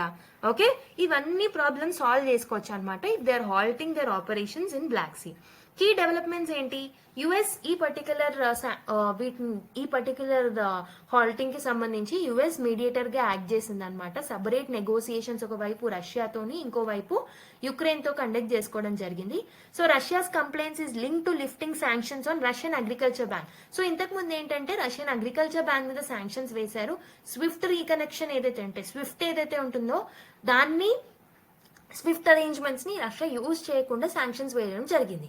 ఆ శాంక్షన్స్ అన్నింటినీ లిఫ్ట్ చేయాలి అని చెప్పేసి కోరడం జరిగింది అనమాట రష్యా. సో దానికి ఒప్పుకుంటేనే మేము దీనికి ఒప్పుకుంటామనే ఒక కండిషన్ ని పెట్టింది అనమాట. The US also seeks to enforce a ban on energy site attacks. So energy sites ఏవైతే ఉన్నాయో వాటి మీద కూడా అటాక్స్ అనేవి జరగకూడదు అనే ఒక కండిషన్ ని యుఎస్ బ్రోకరేజ్ చేసింది అనమాట. యుక్రెయిన్ ప్రెసిడెంట్ అయిన జెలెన్స్కీ దీన్ని రైట్ స్టెప్ గా ట్రీట్ చేయడం జరిగింది. కానీ ఈ శాంక్షన్స్ ని వీకెన్ చేయడం రష్యా మీద అనేది కొంచెం జెలెన్స్కీకి ఒక వీకర్ మూవ్ లాగా, ఒక కన్సర్న్ లాగా అనిపించింది అనమాట. ఈ డెసిజన్ వల్ల ఎలాంటి సిగ్నిఫికెన్స్ ఉంటుంది? ఫుడ్ ఇన్ఫ్లేషన్ ని మనం తగ్గించవచ్చు గ్లోబల్ లెవెల్లో, గ్రెయిన్ ఎక్స్పోర్ట్స్ ని రీస్టోర్ చేసుకోవచ్చు, ఫర్టిలైజర్ కాస్ట్లు తగ్గించవచ్చు, మిలిటరీ టెన్షన్స్ అనేవి తగ్గుతాయి. ఓకే, గ్లోబల్ ట్రేడ్ సిస్టమ్ లో రష్యన్ యాక్సెస్ పెరుగుతుంది. ఓకే, సో ఇలా మనము ఏవైతే supply chain disruptions, economical disruptions ఏవైతే ఉన్నాయో వాటన్నిటిని సాల్వ్ చేసుకోవచ్చు ఈ మూవ్ వల్ల. Okay, I hope you have understand. So next ఒక 2 స్మాల్ ఆర్టికల్స్ ఉన్నాయి. Let's see. Using FPI threshold can induce capital inflow says experts. So SEBI ఏం చేసింది అని అంటే గ్రాన్యులర్ డిస్క్లోజర్స్ కి సంబంధించిన థ్రెషోల్డ్ ని పెంచడం జరిగింది అనమాట బై ఎఫ్పిఐస్. సో ఎంత పెంచింది? 25,000 crore నుంచి 50,000, అంటే ఆల్మోస్ట్ డబుల్ చేయడం జరిగింది అనమాట. సో దీనివల్ల జెన్యూన్ ఇన్వెస్టర్స్ ఎవరైతే ఉన్నారో వాళ్ళ యొక్క క్యాపిటల్ ఇన్ఫ్లోస్ ని మనం ఈజ్ చేయొచ్చు. ఓకే, వాళ్ళ క్యాపిటల్ ఇన్ఫ్లోస్ ని మనం పెంచొచ్చు అనమాట ఇండియన్ ఈక్విటీ మార్కెట్స్ లోకి. సో సెబీ ఏం చేసింది అని అంటే it has raised the FPI disclosure threshold limit from 25,000 crore నుంచి 50,000 crores కి పెంచడం జరిగింది అనమాట. ఎవరైతే 50,000 crore కన్నా ఎక్కువగా ఇన్వెస్ట్ చేయాలనుకుంటున్నారో they need to disclose ownership and returns. So వాళ్ళ యొక్క ఓనర్షిప్ అండ్ వాళ్ళ యొక్క రిటర్న్స్ ఏవైతే ఉన్నాయో వాటన్నిటిని డిస్క్లోజ్ చేయాల్సిన అవసరం అయితే ఉందన్నమాట. అయితే ఈ థ్రెషోల్డ్ లిమిట్ ని పెంచడం వల్ల ఎవరైతే 50,000 కన్నా తక్కువ ఉన్నారో వాళ్ళ మీద ఉన్న కంప్లైంట్స్ బర్డన్ అనేది తగ్గిపోతుంది. ఓకే, సో దీని వల్ల మనం లాట్ ఆఫ్ ఇన్వెస్ట్మెంట్స్ ని రిసీవ్ చేసుకోవచ్చు, ఇన్వెస్ట్మెంట్స్ ని అట్రాక్ట్ చేయొచ్చు ఇండియాలోకి. So this move revises SEBI's August 2023 circular formed to curb misuse of FPI route. So ఇంతకు ముందు ఈ ఎఫ్పిఐ రూట్ ని మిస్యూజ్ చేసుకుంటున్నారని చెప్పే ఈ లిమిటేషన్ ని పెట్టింది.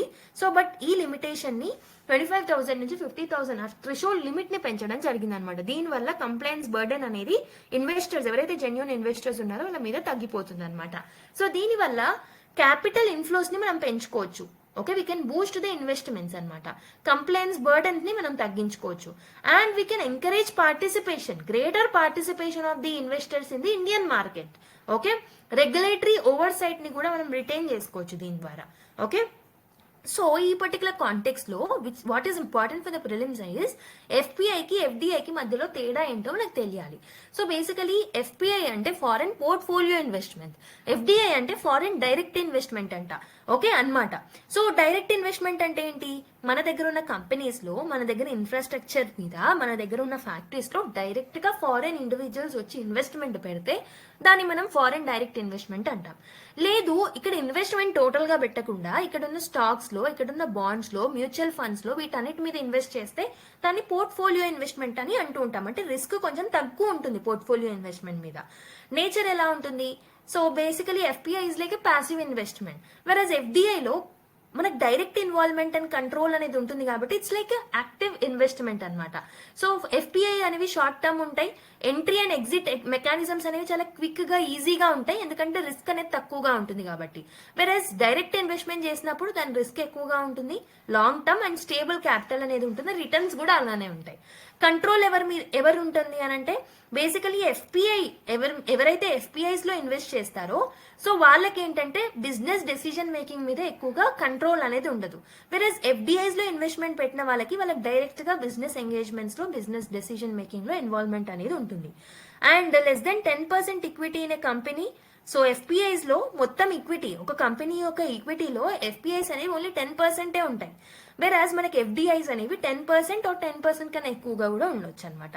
వాలటాలిటీ, ఎఫ్పిఐస్ అనేవి హైలీ వాలటైల్, ఎందుకంటే ఫాస్ట్ గా ఎంటర్ అవ్వచ్చు, ఫాస్ట్ గా ఎగ్జిట్ కూడా అవ్వచ్చు. వెరాజ్ ఎఫ్డిఐస్ అనేవి రిలేటివ్ గా స్టేబుల్ ఉంటాయి. సో సడన్ విత్డ్రావల్ అనేది ఉండదు, దీనికి ప్రాసెస్ అనేది ఉంటుంది అండ్ రిస్క్ కూడా ఎక్కువగా ఉంటుంది. రెగ్యులేటర్స్ ఎవరు? ఎఫ్పిఐస్ ని రెగ్యులేట్ చేసేది సెబీ అండ్ ఆర్బీఐ అనమాట. వెరాజ్ ఎఫ్డిఐస్ ని రెగ్యులేట్ చేసేది DPIIT and also RBI and relative ministers ఎవరైతే ఉంటారో వాళ్ళందరూ కూడా రెగ్యులేట్ చేస్తూ ఉంటారు. ఫర్ ఎగ్జాంపుల్స్ ఆఫ్ ఎఫ్పిఐ మీరు చూసుకుంటే మ్యూచువల్ ఫండ్స్ కానివ్వండి, హెడ్జ్ ఫండ్స్ కానివ్వండి, ఇవన్నీ ఎఫ్పిఐస్ లోకే వస్తాయి. సో ఎఫ్డిఐస్ లో ఎక్కడ ఇన్వెస్ట్మెంట్ చేస్తారంటే మల్టీనేషనల్ కంపెనీస్ మీద, మ్యానుఫ్యాక్చరింగ్ సెక్టర్స్ లలో ఎక్కువగా ఇన్వెస్ట్ చేస్తారు. ఈ డిఫరెన్స్ అనేది వెరీ వెరీ ఇంపార్టెంట్ అవుతుంది రాదర్ దాన్ దిస్ న్యూస్. ఈ న్యూస్ కన్నా ఎక్కువగా ఈ డిఫరెన్సెస్ అనేవి ఇంపార్టెంట్ మనకి. Okay, let's look at the final article. India Singapore Inc. LOI for Green and Digital Shipping Corridor అని ఒక ఆర్టికల్ రావడం జరిగింది. సో ఇండియా ఇంకా సింగపూర్ థర్స్డే రోజు they have signed a letter of intent to develop a green and digital shipping corridor అనమాట. Okay, so ప్రస్తుతం on going Singapore maritime week ఏదైతే ఉంటుందో దాంట్లో భాగంగా ఒక లెటర్ ఆఫ్ ఇంటెంట్ ని green and digital shipping corridor గురించి దాన్ని డెవలప్ చేయడానికి సైన్ చేసుకోవడం జరిగిందనమాట. సో ఈ లెటర్ ఆఫ్ ఇంటెంట్ లో భాగంగా బోత్ సైడ్స్, అటు సింగపూర్ కానివ్వండి, ఇటు ఇండియా కానివ్వండి, మెరిటైమ్ డిజిటలైజేషన్ మీద ఎక్కువగా ఫోకస్ చేస్తారు. దాంతో పాటు డీకార్బనైజేషన్ ప్రాజెక్ట్స్ మీద కూడా ఎక్కువగా ఫోకస్ చేయడం జరుగుతుంది అనమాట. Okay, so relevant stake holders ని వాళ్ళు ఐడెంటిఫై చేసి ఎవరు కాంట్రిబ్యూట్ చేస్తారు, ఎవరు ఎంత ఎఫర్ట్స్ పెడతారు, ఎలా వర్క్ చేయాలి అనే దాన్ని మెమోరాండమ్ ఆఫ్ అండర్స్టాండింగ్ ద్వారా, ఎంఓయూస్ ద్వారా వాళ్ళు సైన్ చేసుకోవడం జరుగుతుంది అనమాట.